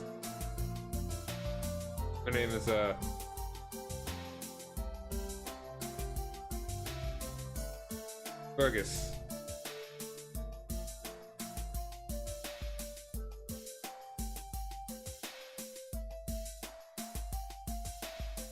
Brazil, Fran.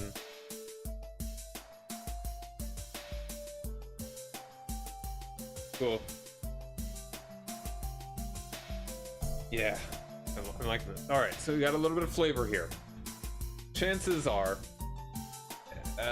they will not get farther than the second town. I wouldn't even be surprised if they stuck around this first one for the whole session.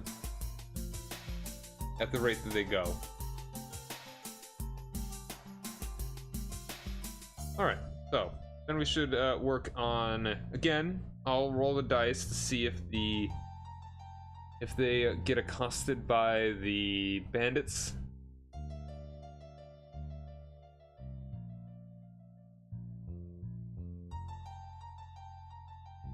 And whenever it does happen, go ahead and just have it happen.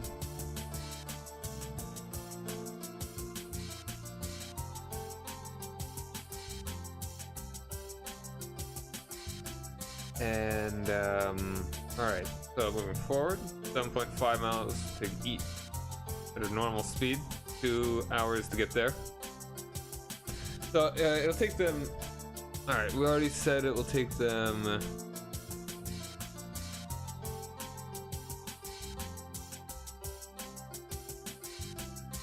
alright, 5 hours to get to the nearest town, most direct route. And so we'll say it's about 5 in the morning. Oh, no, it's like 7 o'clock something. It'll be around noon when they get to the town.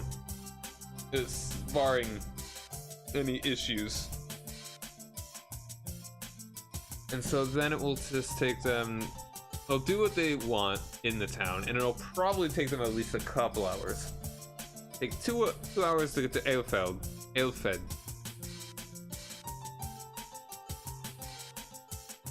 Normal pace.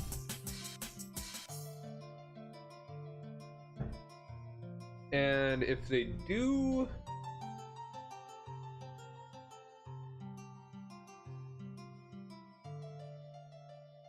alright, so I mean, say if they leave immediately. I doubt they would. They'd be like mid-afternoon they get to the next town. Chances are they would take at least 1 hour, what should say, to get rid of the kobolds. They maybe spend an hour shopping. Maybe 2 o'clock. But you're getting to the point where going to the town to get there at night, generally, like moving through the night to get to the town, probably not the best idea. So, I mean, they very well could, but I feel like they're smart enough to be, like, Alright, we have a free stay at this, at these folks' house. And, yeah,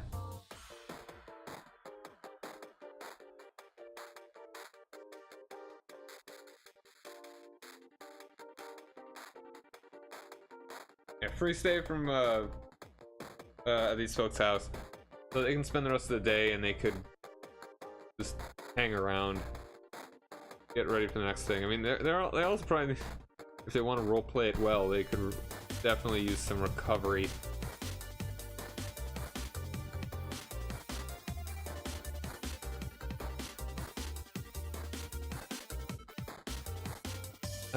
Yeah.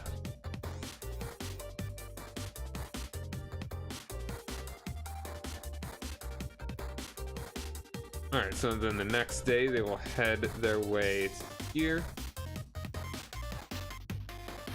Alright.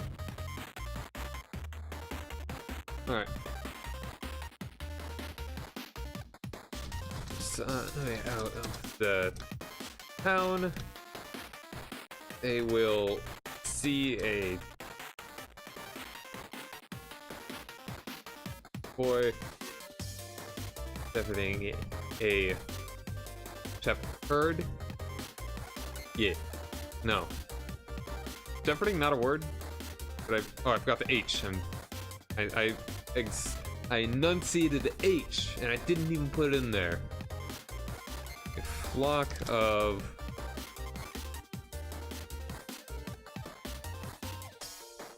low-10 sheep. Just as a note. A little bit of flavor for the island. They could go up and ask, like, hey little boy, what's up with your sheep?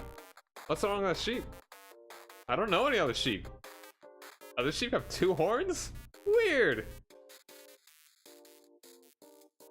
Now, he's only ever known these kinds of sheep. Why wouldn't he? Why would he need other kinds of sheep? You want different color wool? Nonsense. That's a luxury. White wool? Psh.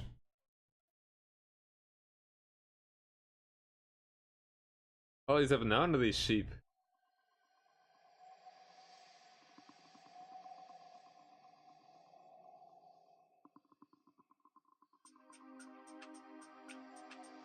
Alright, then we can go ahead and work in with... Gonna go over Satyrs of Aelfed.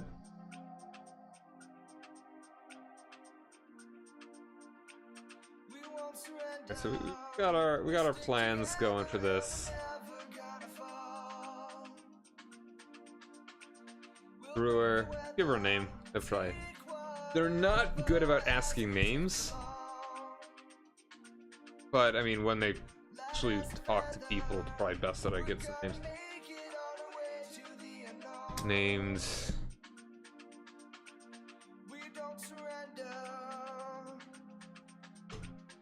Back to the Manx baby names.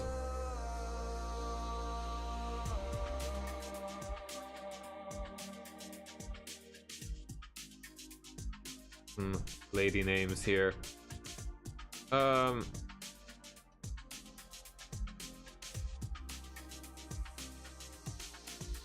Bertha.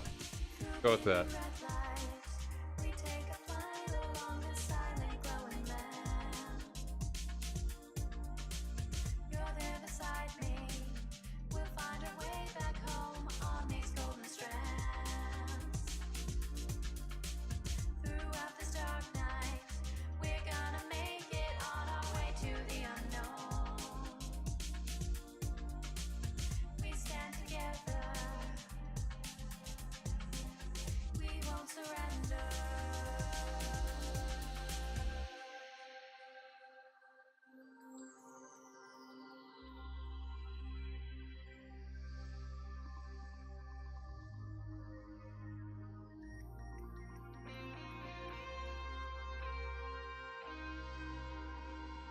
Okay.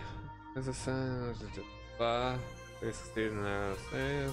Yeah, alright, attack them. That's kind of my hope is that they just fight the guys. I'm interested to see how they deal with this, though. This could be a peculiar situation. At least one of them At least one of them is not gonna drink. Probably.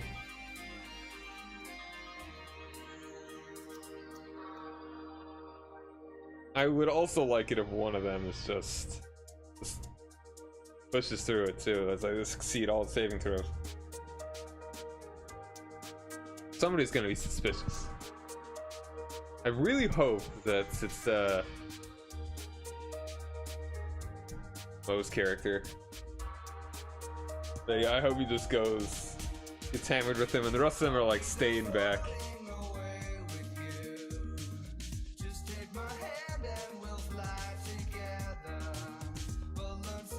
Alright.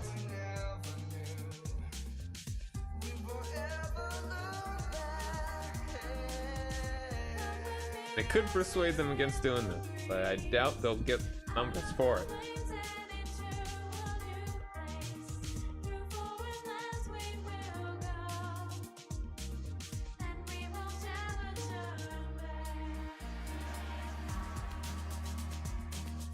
And I'm pretty sure they won't take too long to get to where they want to go. They're not gonna dilly-dally.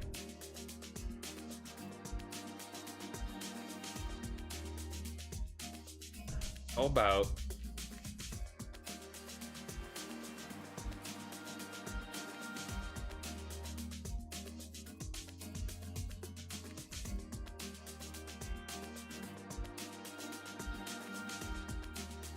okay, so that seems solid. They should get something for this. Should be on.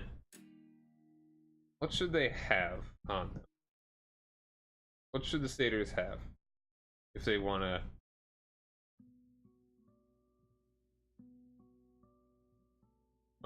just get stuff? Yeah, let's see.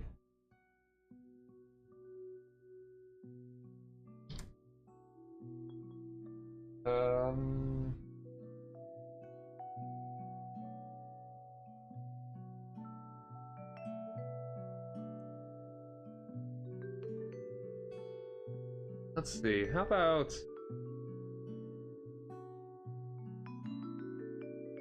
what did I say Money did?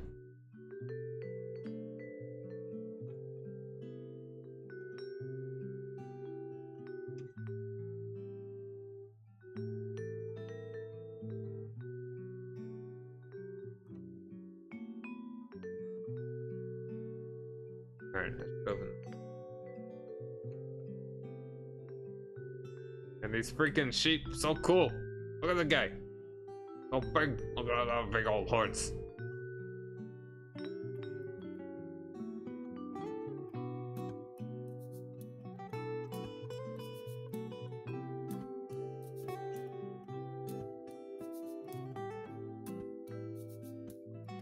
So cool.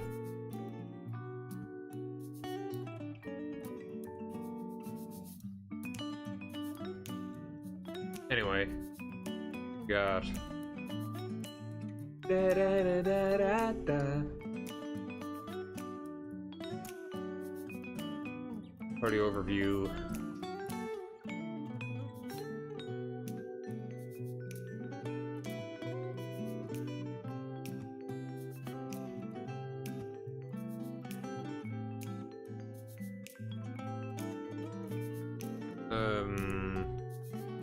Where did I put it?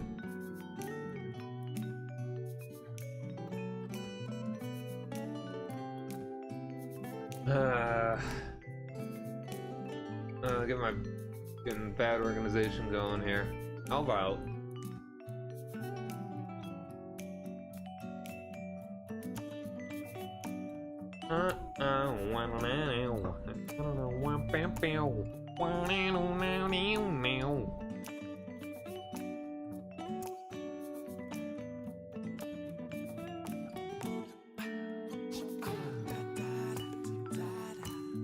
was it just in the villages?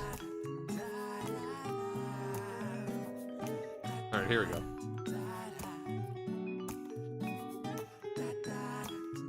It said it's 10 total? Yeah. This one should have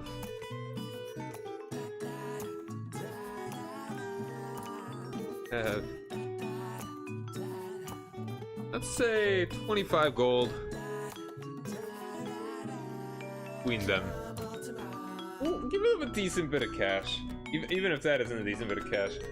Not too bad of an idea. I kind of want them to be strapped for money. So that they have to actually work to get cash to get off the island. That's kind of that I want to do. Like,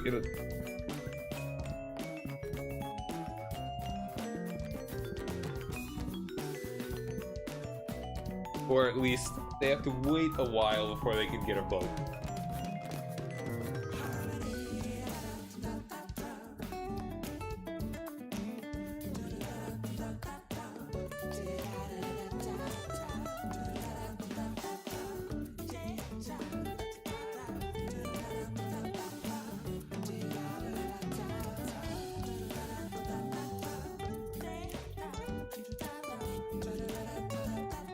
$25 gold between them. They each have, and they all have the items that are in the monster manual. So that's all well and good.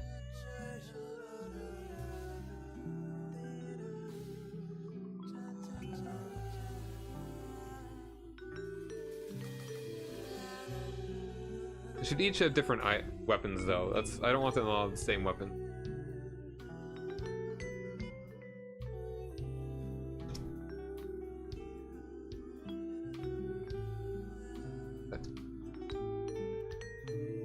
Gonna pull it out.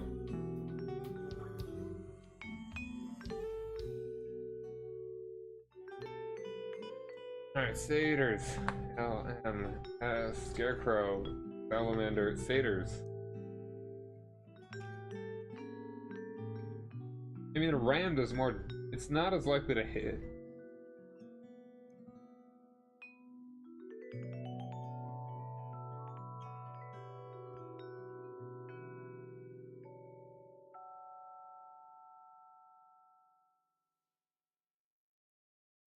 They can hit them hard enough. Big of a deal. One of them has satyr pipes.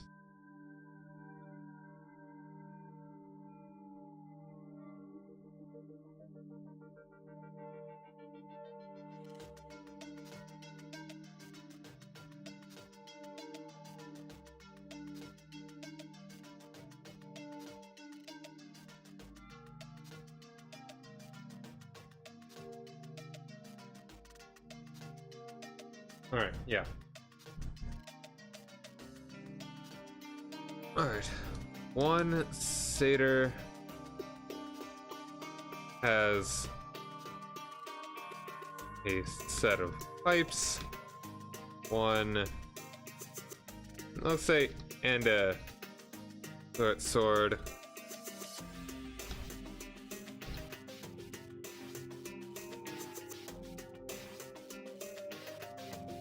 One only has a sword, and one only has a short bow. I think that's the one they have. Short, not the other kind of bow.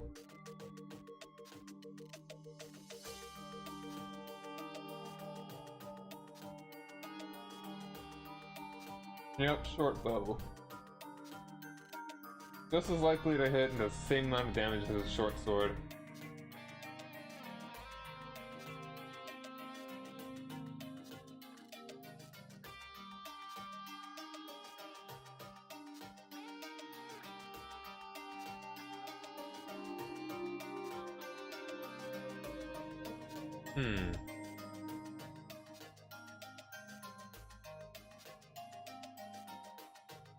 Yeah, they could also take however much of the magical wine.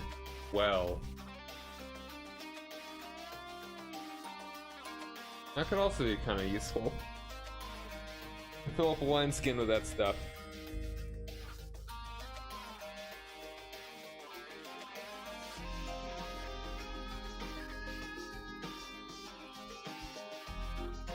$25 GP, provided likely hopefully 5 ways.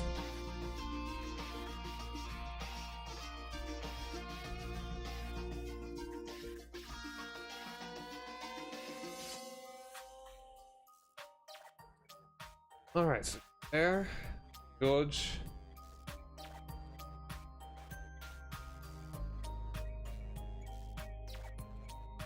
I imagine they'll leave at dawn, get there like 2 hours later, and then the whole village is day drinking.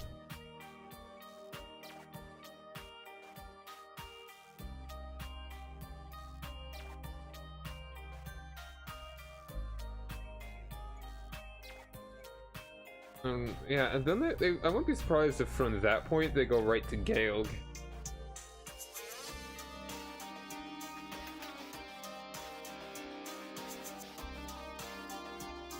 Alright, let's switch over to the map now. We go this way to Gaelg. Great path. That's a long way.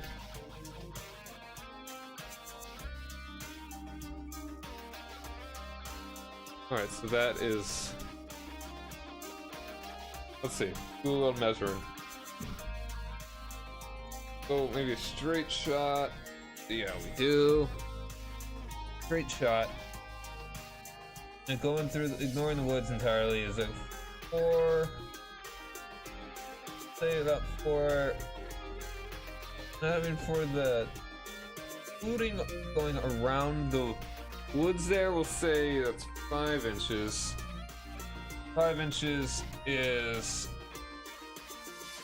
a bit more, okay, 15.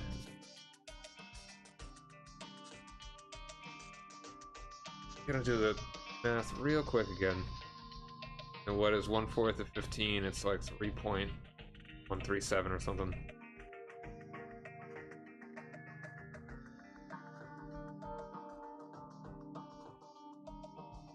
$3.75 plus 15, 18 miles. 18.75 is, yeah.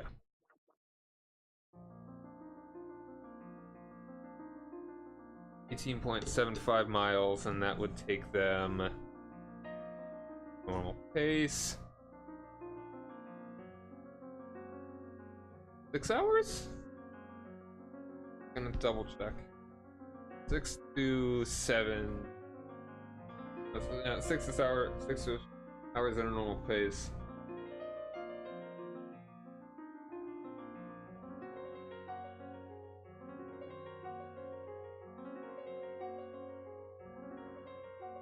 Really only take 2 hours to get from Decro to Alfed. Oop, I almost dropped my books. They're hanging precariously off the thing. Alright, so from Alfed, Decro, that is 2 1/4. I'm actually using a ruler here. Quarter. About 7 point, a little more than 7.5.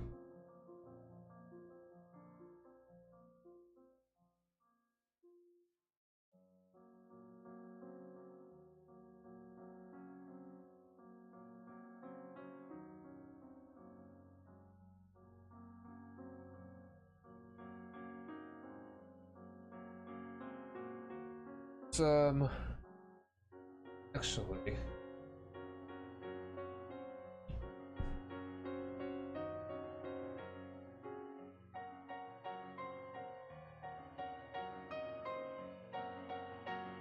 more like 9 actually. 9.375. Change that really quick. It's a little bit longer.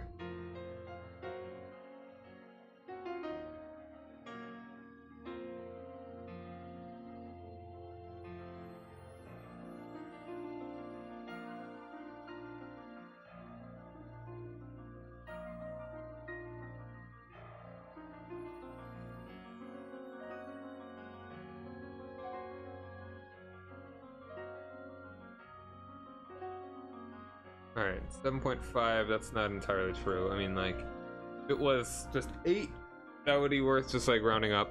but it's really more like 9.5 and takes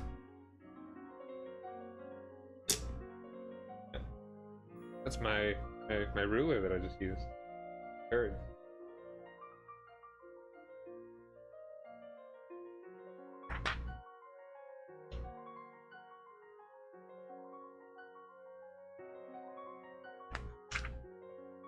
Alright. Get 9 miles.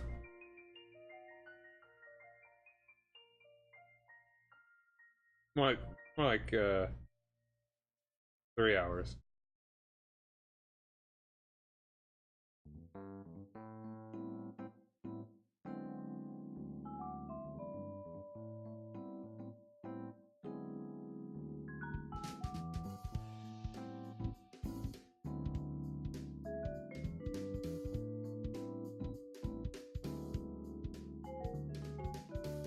It'll be like an hour. It'll be another 45-ish. I mean, we could say we can just round it, rounding it down for expediency's sake. Let's get half a mile. You go 3 miles in an hour. You go half a mile. That's just like 45 minutes, right? Alright, so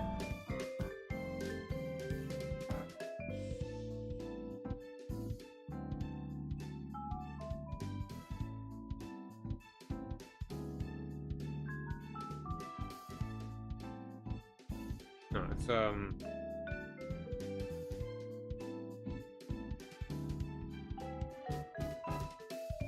half a mile. That's 3 divided by 6. Half a mile.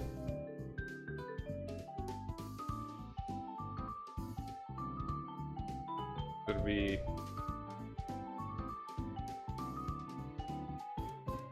it was half an hour.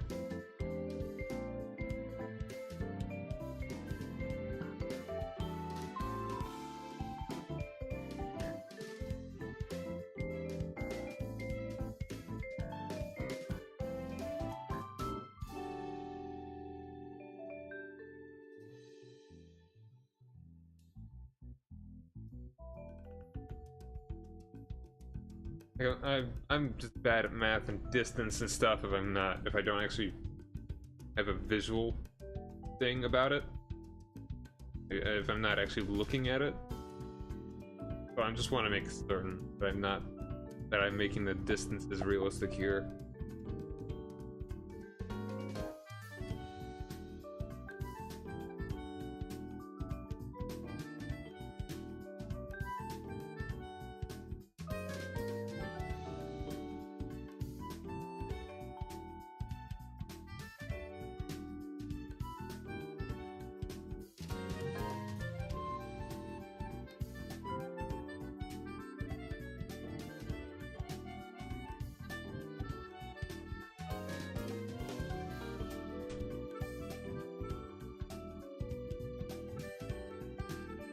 Just enjoy the music as I be dumb about math.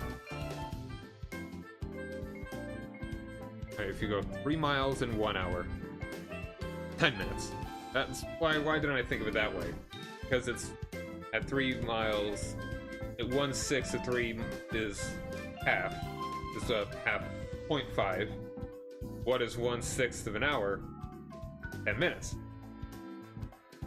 So that's just be 3 hours, 10 minutes. So yeah, we can go round it down to 3 hours.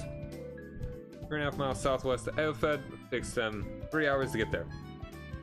So unless if they're leaving anywhere the afternoon, they get there by night, which generally, well, might not be a bad idea.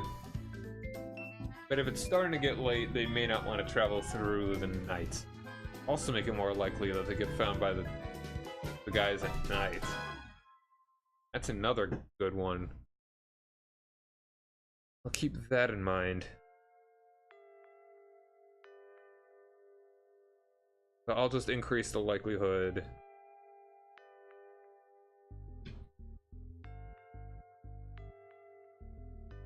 Felt right.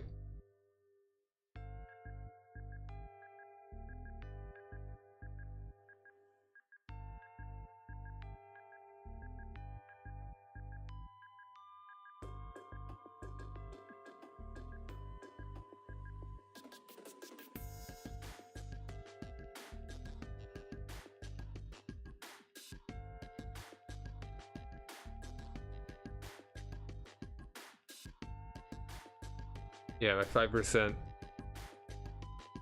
If travel by, let's just say by 1. Oops. Press F1. Travel by 1. If traveling by night. I mean, that increases the likelihood significantly. It literally doubles it. So, I mean, yeah.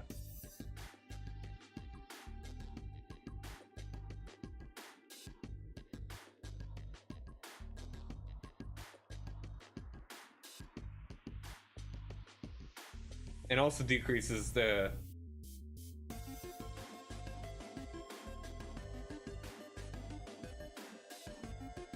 makes their stealth more difficult as well. More difficult to detect their stealth.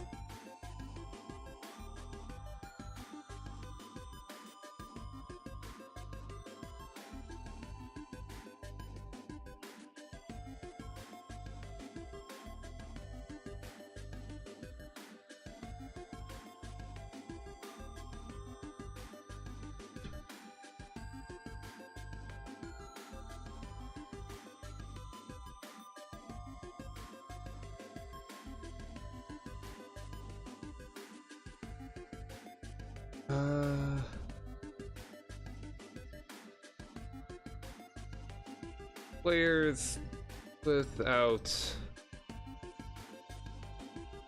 dark vision have disadvantage on their perception checks.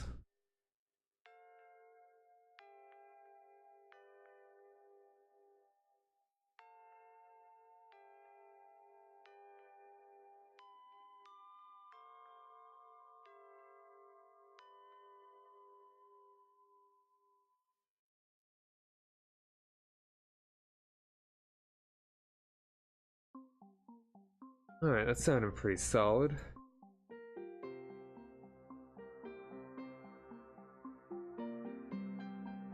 Wanna have the satyrs have anything else? Yeah. Satyrs have 25G gold between them. I have them have some other kind of item. Random crap.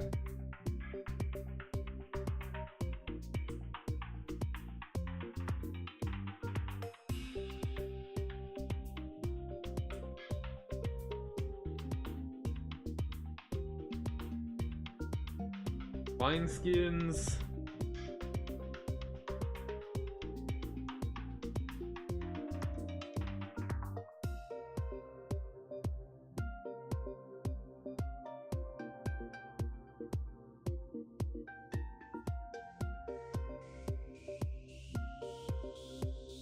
Dice. And if I between them, a set of dice. Maybe one other little, maybe a little bit of a bigger item, not a massive.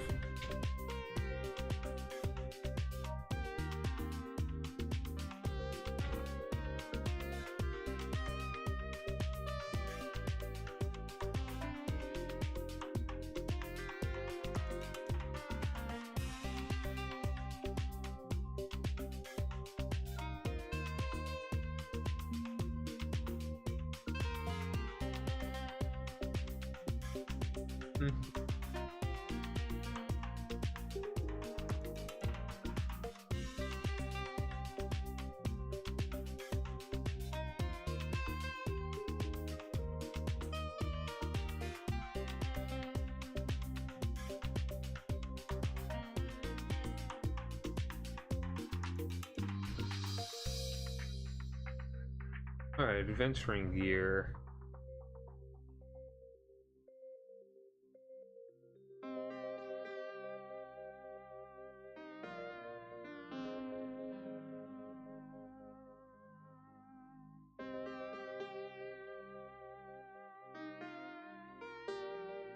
Fishing tackle, flask, or tankard. Like an ornate tankard.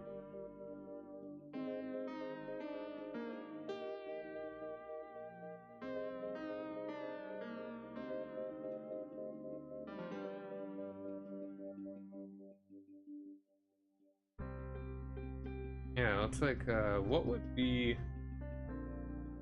a an art? What would be? Let's take a look. That's already more some bonus cash there for him.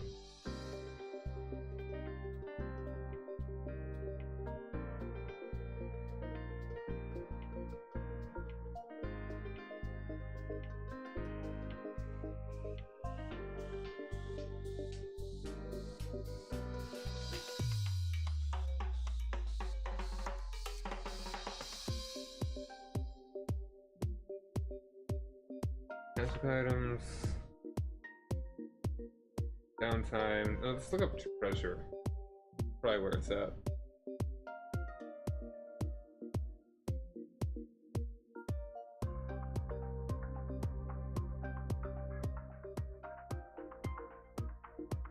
Treasure.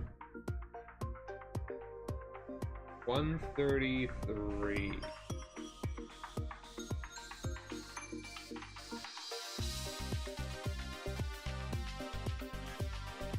Alright, treasure. Whole chapter is treasure. Forgot about that part. Okay, let's see. Art objects. 25 GP.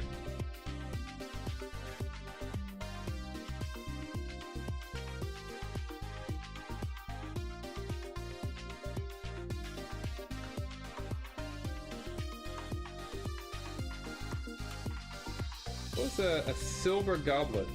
Silver. Yeah, silver goblet.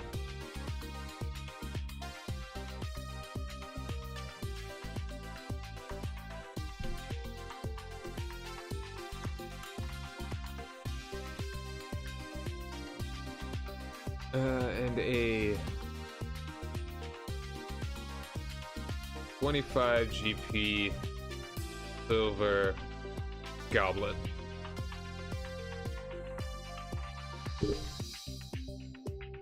Hold on. How much would jewels make it more expensive?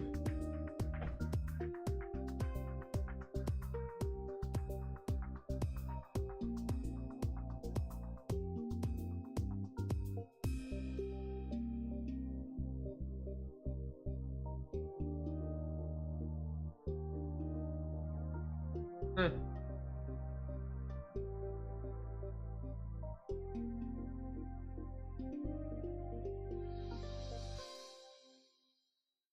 Copper chalice with silver filigree. What is filigree?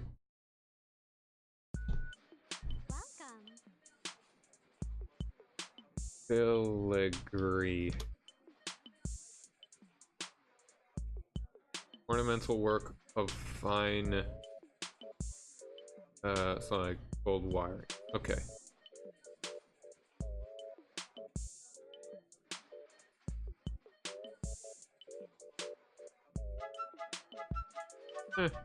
I'll just say a silver goblet.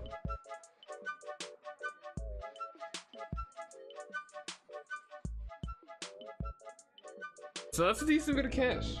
Could divide that up pretty nicely. Want to sell the silver goblet.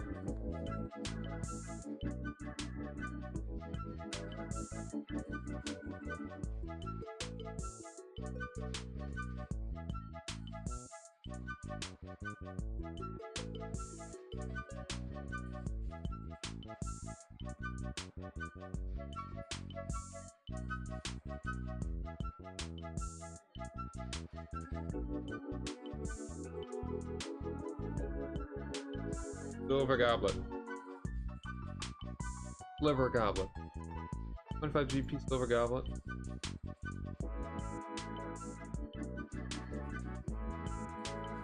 Alright, yeah. That itself would almost certainly be a session.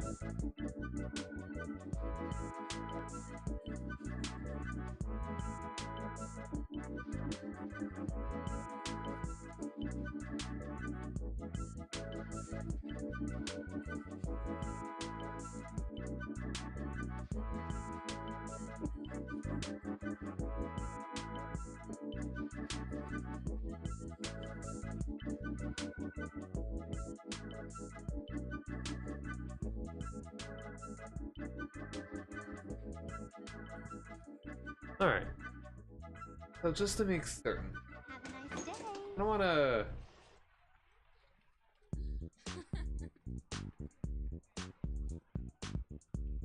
I don't want to start thinking up characters.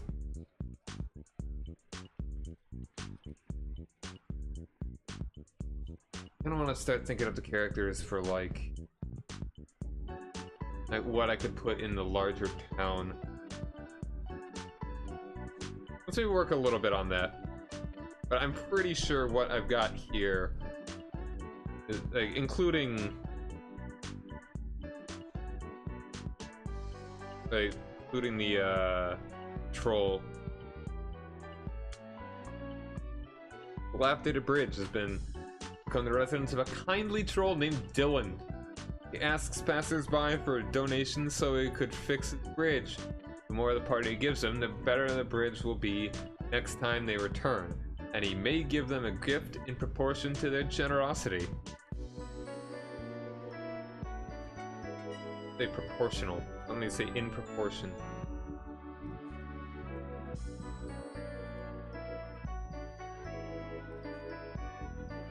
Proportional to their generosity.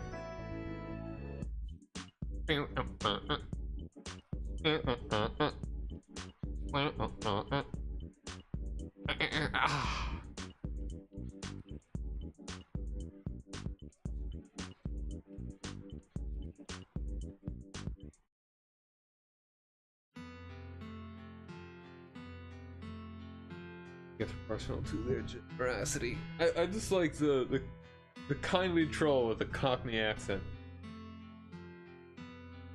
Hello, sirs and madam. My name is Dylan, and this is my bridge. I might ask that if you will donate a meager sum, that I may one day repair my home and your bridge as a service to society. I like Dylan. Dylan's the best. If they want to fight Dylan, that would be a mistake. That would be a mistake. Like a troll. You wouldn't even kill him. Knock him unconscious. He's a good guy. Dylan is a righteous soul.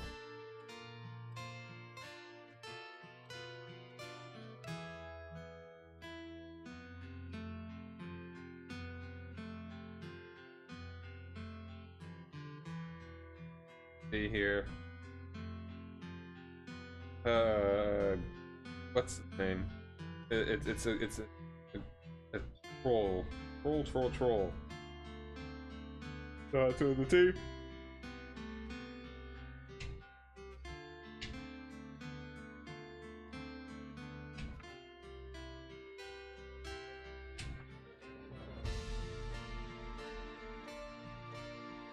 Yeah, troll. Challenge rating 5. 84 HP. Regains 10 hit points at the start of its turn. Troll takes acid fire damage. Trait doesn't function at the start of the troll's next turn. Troll dies only if it starts the turn with 0 hit points and doesn't regenerate.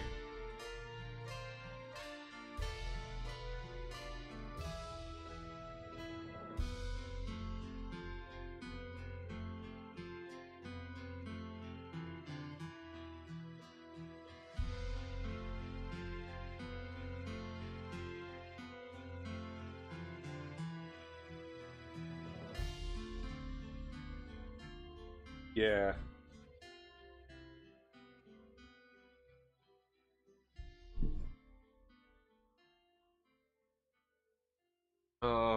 Dylan, the bridge troll. So cool.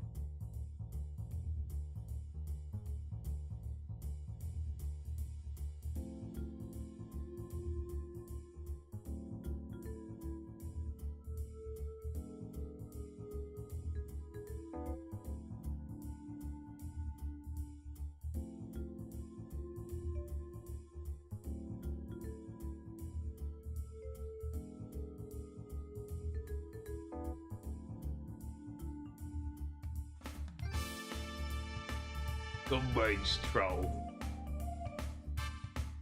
East Gale Bridge. I will offer you some tea, but I do not have any. I also don't like tea, so I won't get any, even if I had the choice.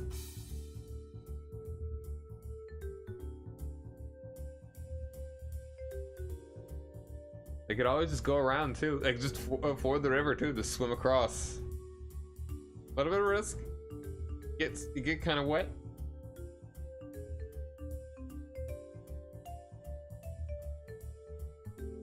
And you just say it's like, you could have just taken the bridge. I didn't say you couldn't.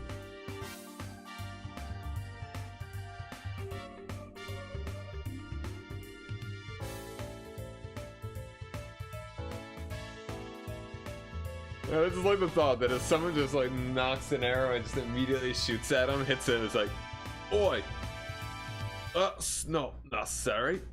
And he pulls the arrow out, hands it back to him. There you go. Allow me to introduce myself before you go shooting at me, which I prefer you do not even post introductions. Ahem. My name is Dill. Yeah, give that whole spiel. I like this guy, the champion.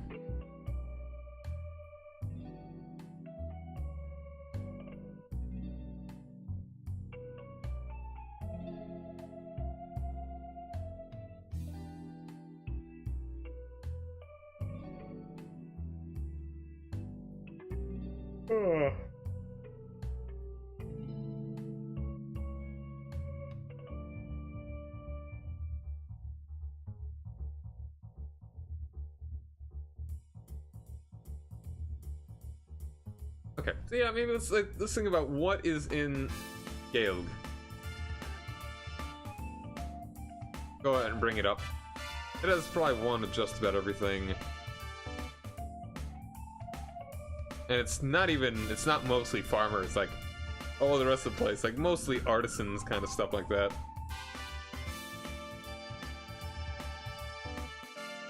Production, what am I doing? Where is it? Where's this thing called? I have not worked on it yet. Apparently.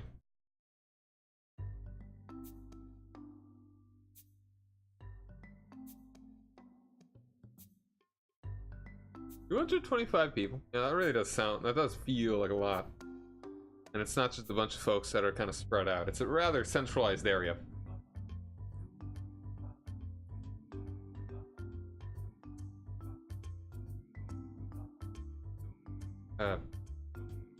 Hey, dwarves, halflings.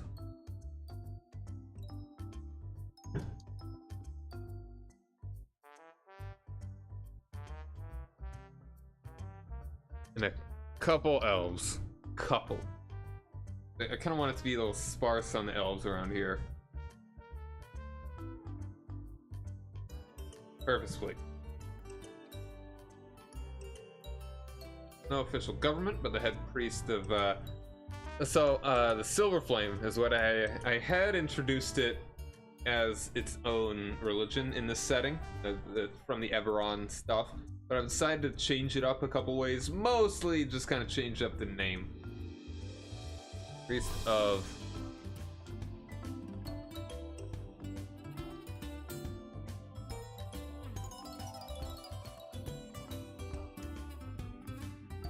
Pest Theft.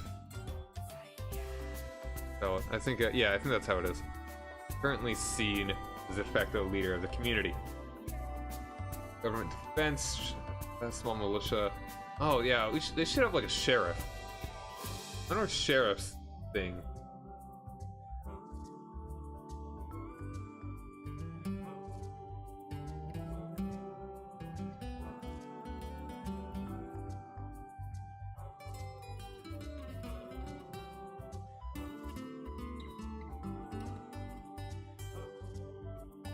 Sheriff. Government official with varying duties. This thing in some countries with historical ties to England, where the office originated, analogous. Although independently developed office in Iceland that is kind of translated as sheriff.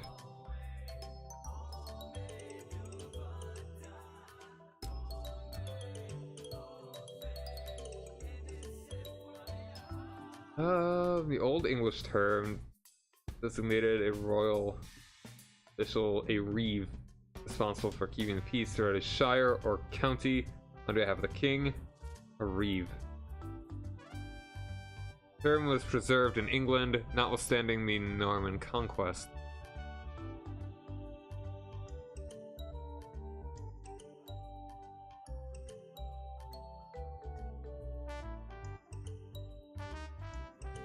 What is a reeve?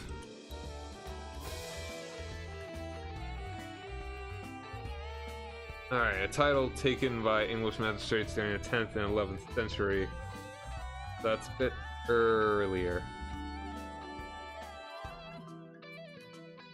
So we're a little bit earlier than that. Anglo-Saxon. Even? Well... How about... Okay, I got a better idea. Let's look up, like, Roman...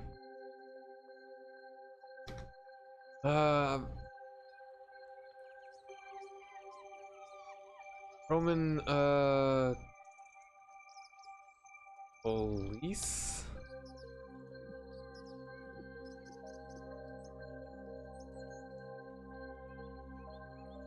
What, bring Wikipedia over to here.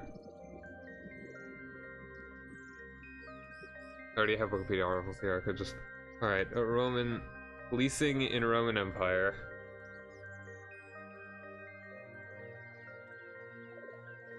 Policing in Roman Empire. Cohorts Urbane. Urbani. Counterbalance the enormous power of the Roman Guard in the city of Rome. Alright. And with the urban prefect.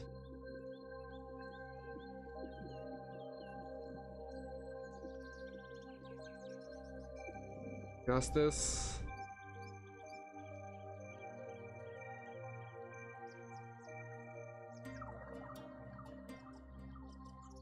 Part of the police of ancient Rome. Alright, so this... Okay, hold on.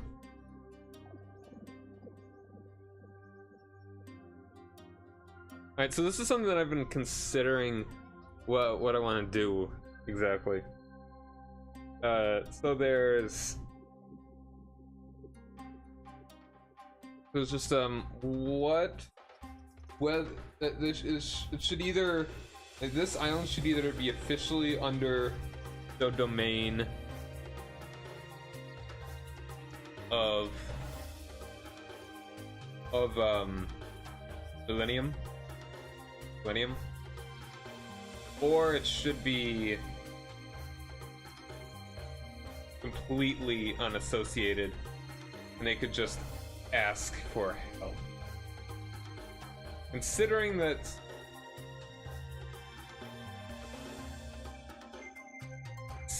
this area is controlled by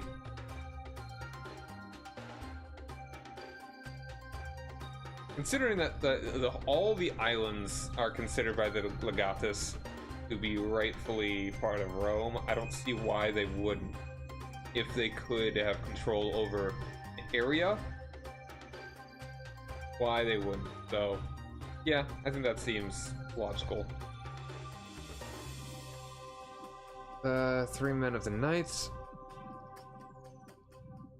Organizing a group that combated the common problems of fire and conflagrations at Rome.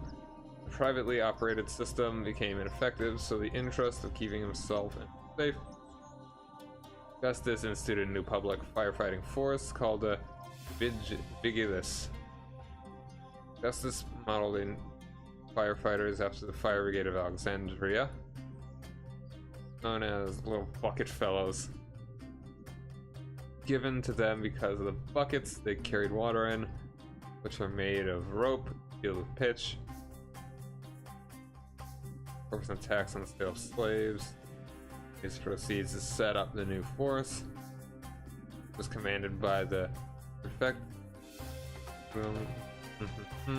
Equestrian.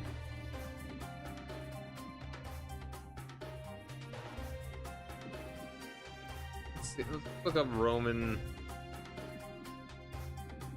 governments.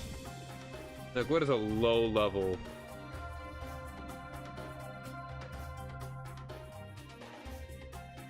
Alright, Roman.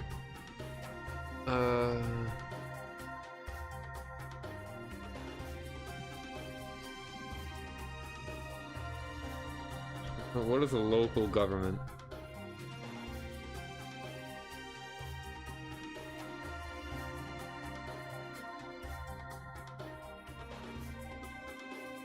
Let's just, local government, Rome. Not the city of Rome, please.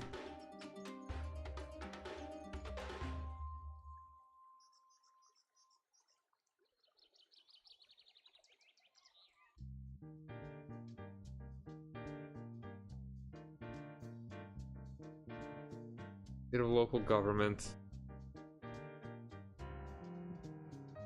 History.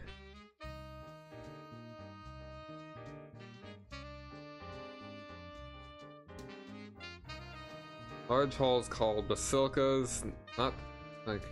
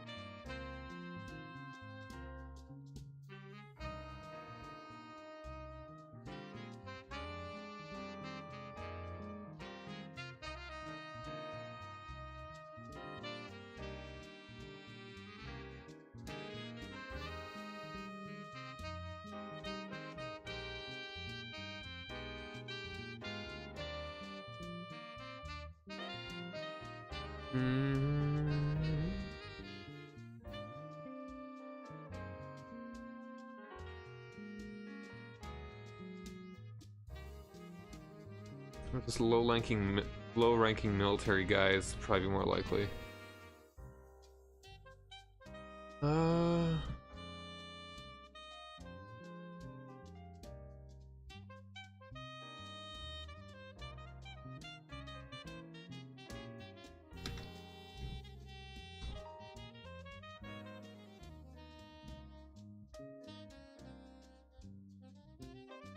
No, I'm in structure of the Roman military. What is pretty local?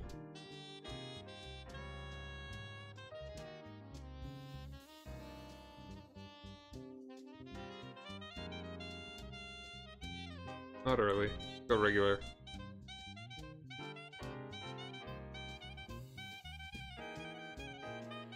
I know, I'm just looking for a chart.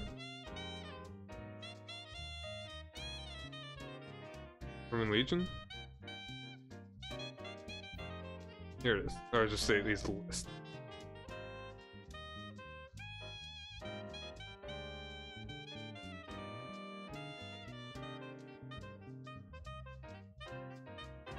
Friends. Special duty.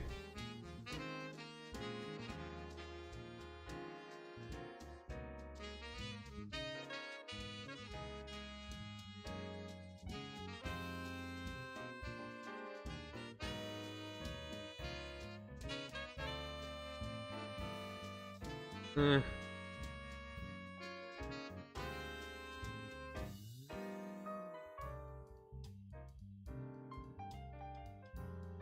Auxiliaries. Non-citizen core.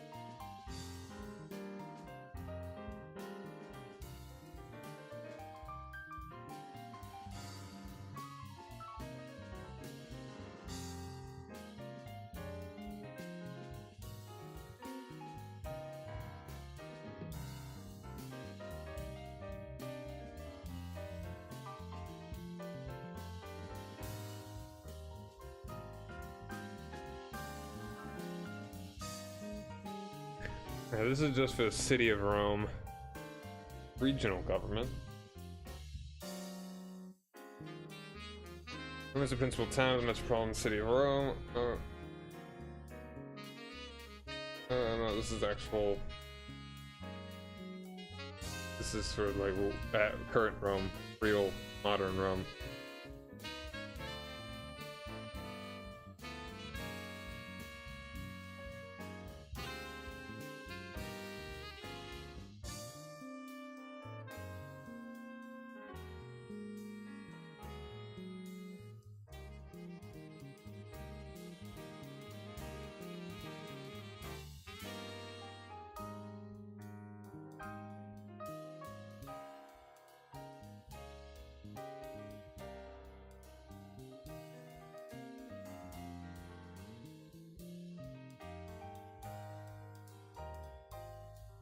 I want to keep over this. Look up what is Reeve?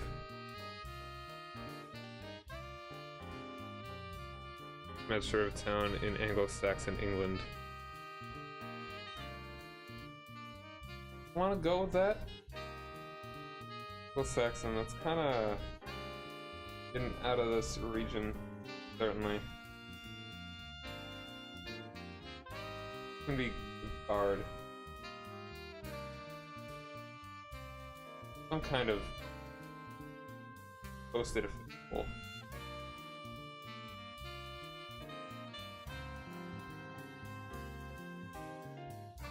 I think I should go back to like local military units. Maybe that would be good enough. Watchman of the city, or this.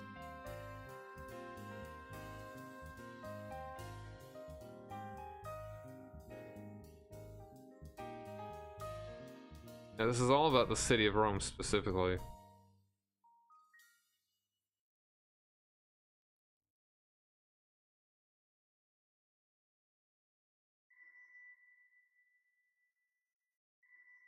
Yeah, government, governor, provincial governor.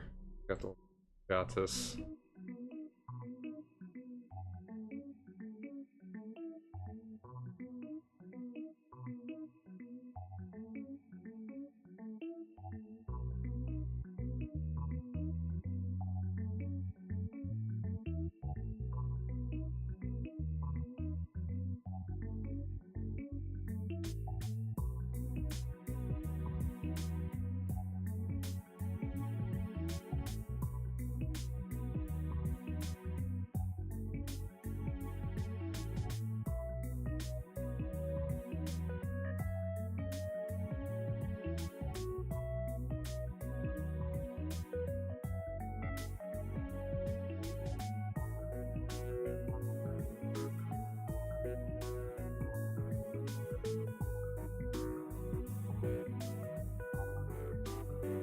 Organization.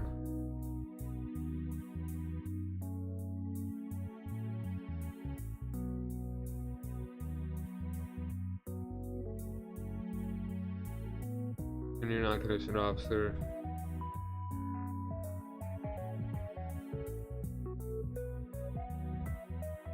Just setting up tents.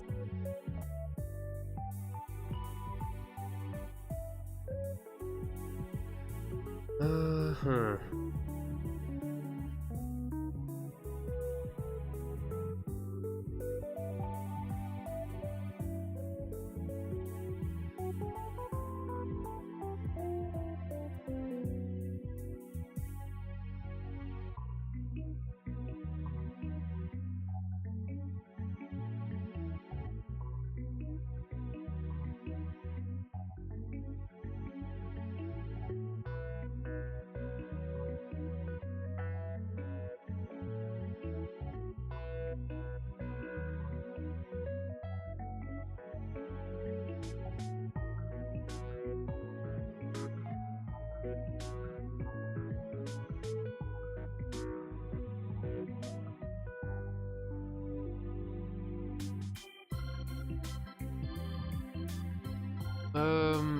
Maybe just have a legionary.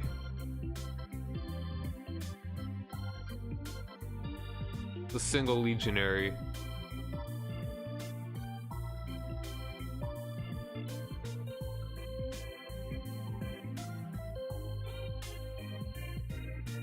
And that would be fair enough, maybe.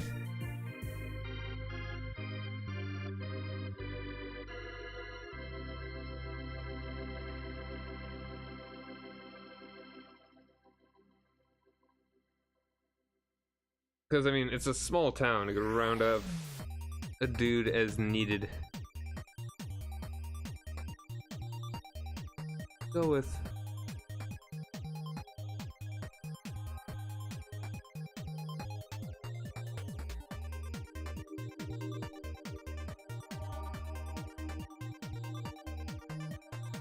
I'm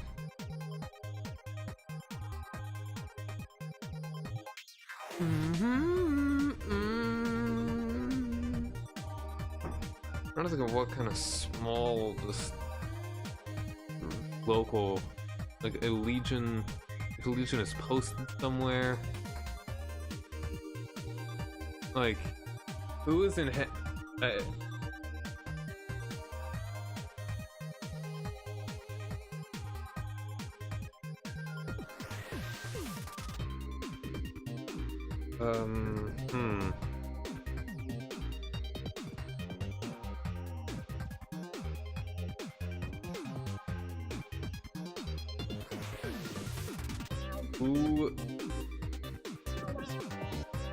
Who won Jeopardy today? Good thing to Google.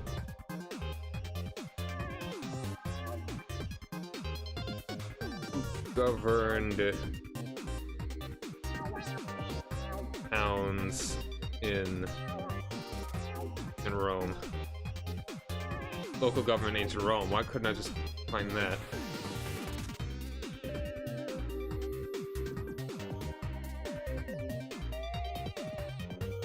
Territory for security, sending their own citizens out of Rome. In the earliest period, colonies fell into two classes: Coloniae Divium Romanorum, colonies of Roman citizens, and Latins, depending on the respective political rights. At first, the establishment of colonies were mostly modeled closely on Roman constitution. Roles being defined by magistrates, council, and assemblies. Colonists enjoy full Roman citizenship and were thus an extension of Rome itself. Gallia Nabornesis. Colonies again established in Roman provinces. From this point onward, colony was especially used for settling demobilized soldiers. Program. Okay. Second most prestigious class of cities in Recipium had been organized non-citizens among Roman allies. Social war. Roman citizenship was awarded to all Italy as the result of the municipium.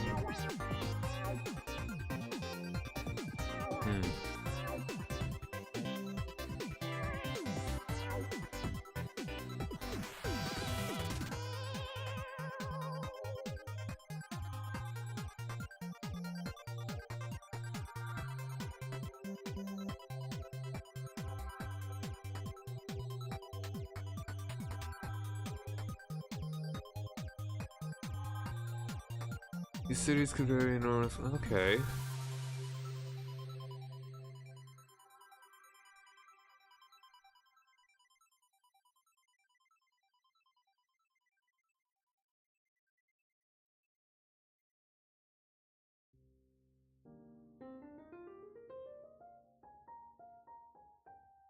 Shared certain governmental structures and are free in varying degrees depending on community status. Manage their own affairs.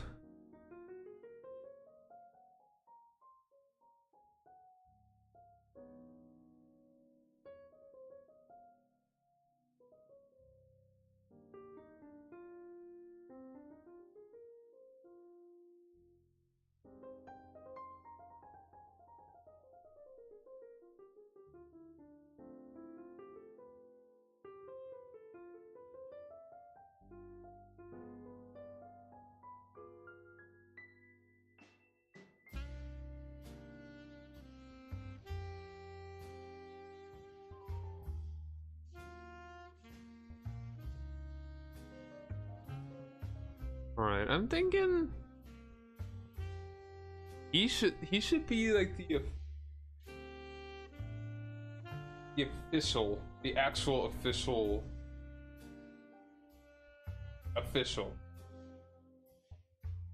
Like he was elected to represent the town. The priest.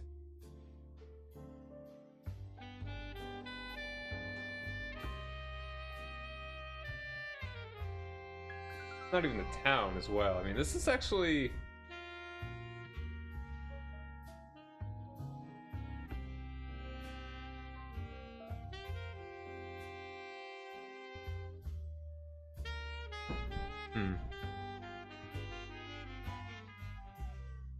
I mean, there were a couple thousand people here that he would be representing, not even just the city.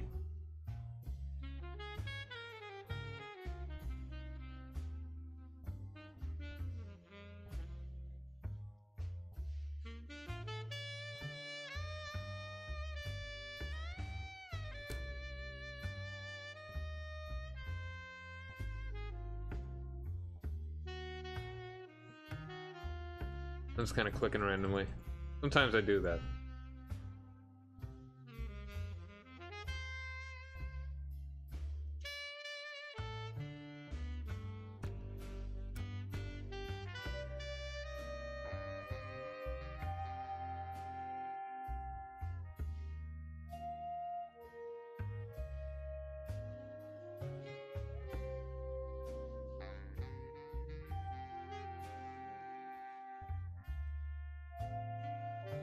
I'm trying to see.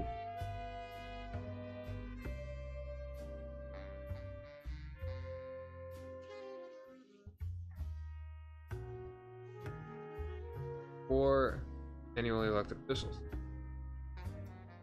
Alright, so.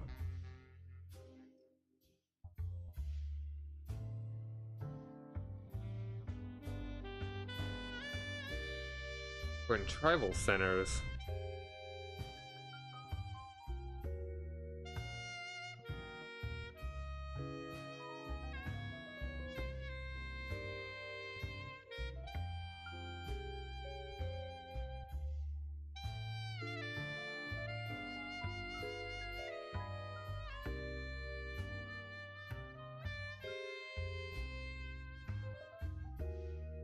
Well, government characterized by full rule.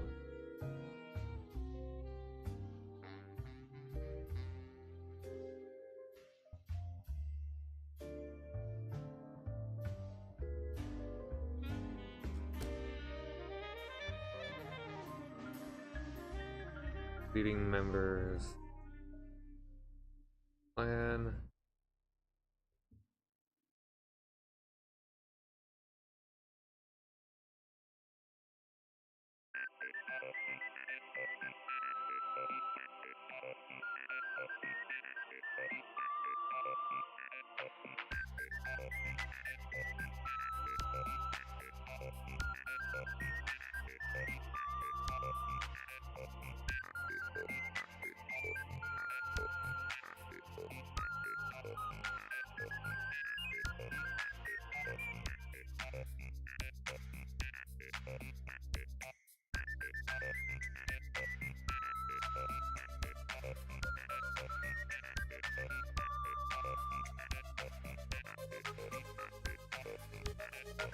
Magistrates.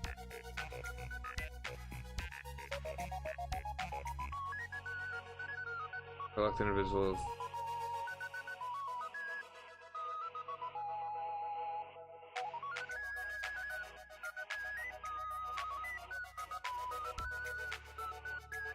Traditional magistrate. I mean, just a magistrate may be enough. That is the basic governance.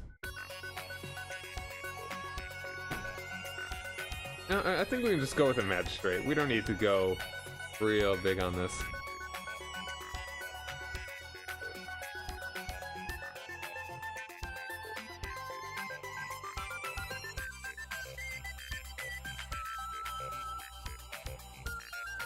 But were they elect? They were appointed. Yeah.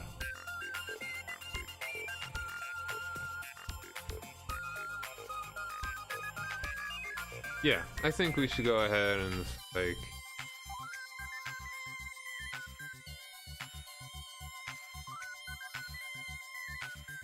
All right, the.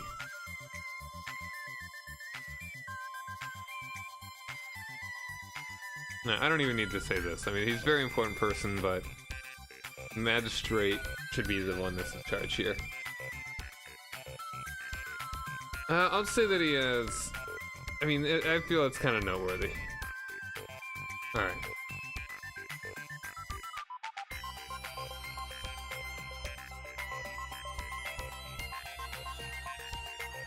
Oops, no. Oops, no.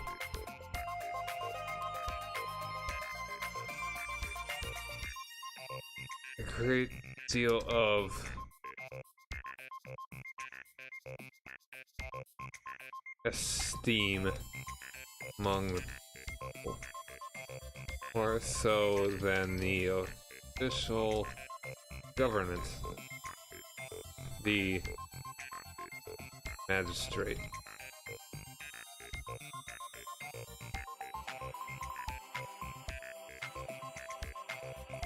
The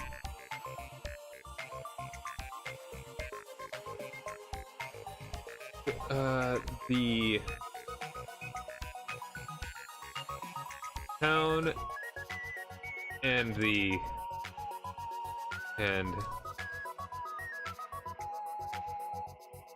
how's that spelled? Kulimne as a whole is governed by a. I should give him a name. Think of a Latin name. Is that in? They're in the Latin name. Xanathar's Guide.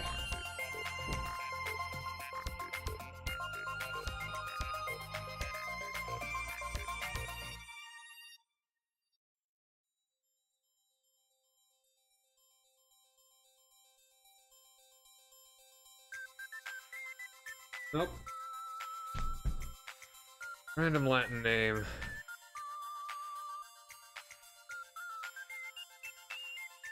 Latin names. Latin baby names.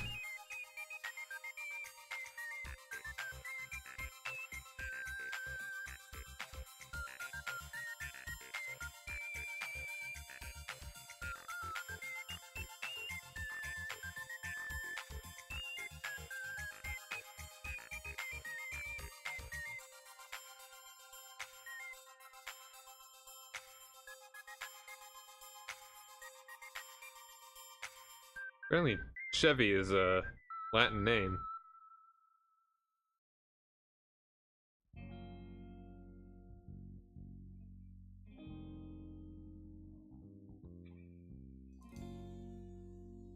How was Corin?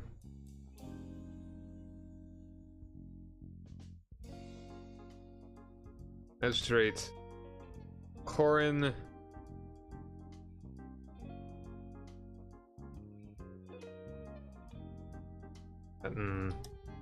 Surnames.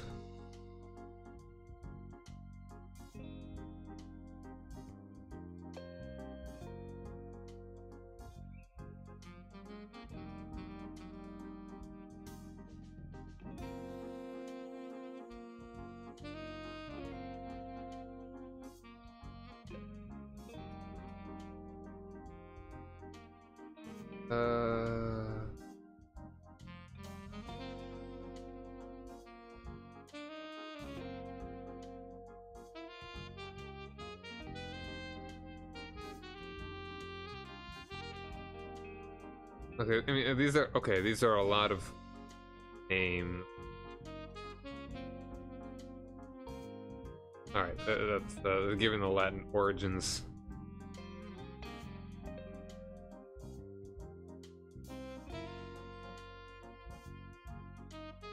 Not a good site for what I'm looking for.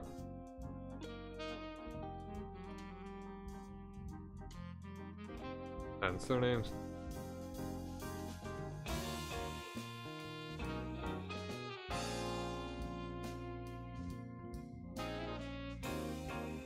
Of Roman surnames, maybe that would help. Ancient Roman names.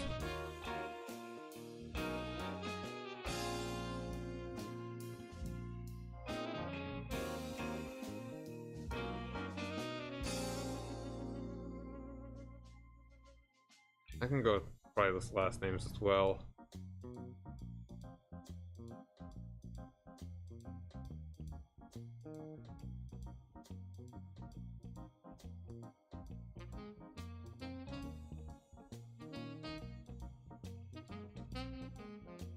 What makes a Latin surname? I'll just look it up in here.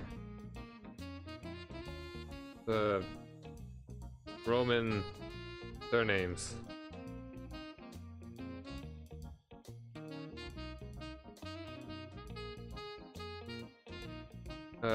Roman naming conventions.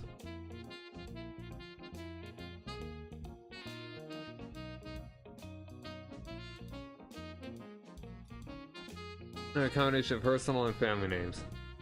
Although conventionally referred to as tria nomina, a combination of prenomen, nomen, and cognomen, and become regarded as the basic elements of the Roman name, in fact represent a continuous process of development from at least the 7th century BC to the end of the 7th century AD.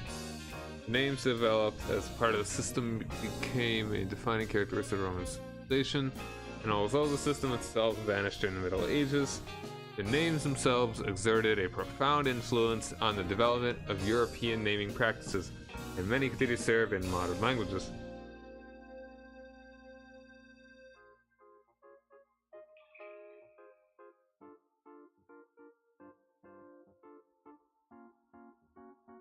And the binomial system, names and designations.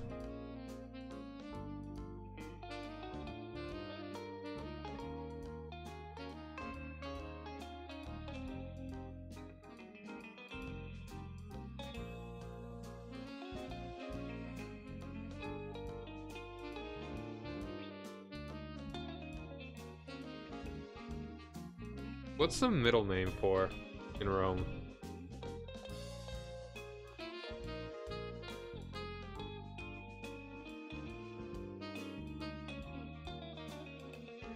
It was initially a nickname. Huh. So it's like first name, last name, then a nickname.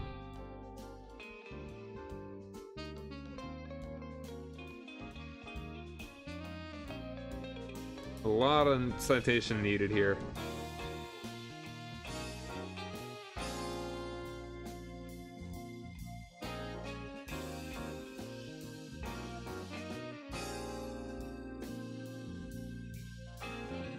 True personal name.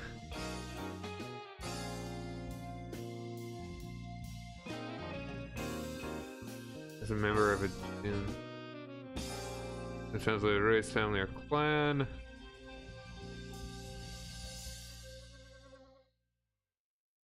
Huh. I kind of like to implement that, to have that the sort of 3 aspects of the names.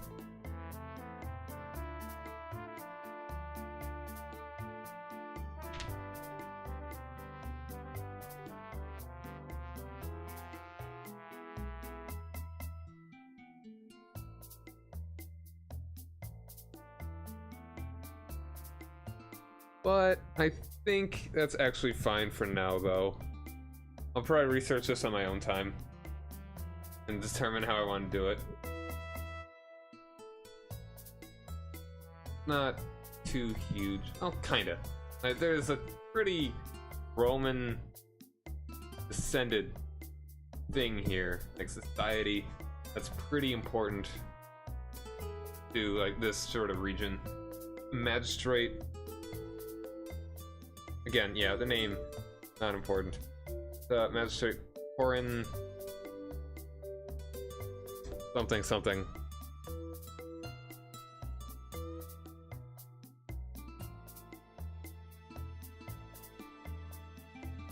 An appointed official from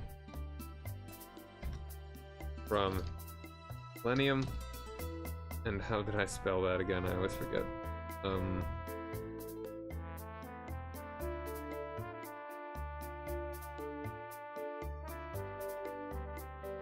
Valinium.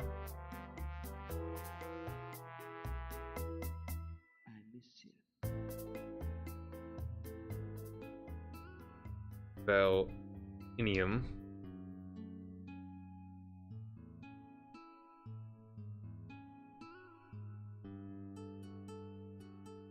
Job to oversee the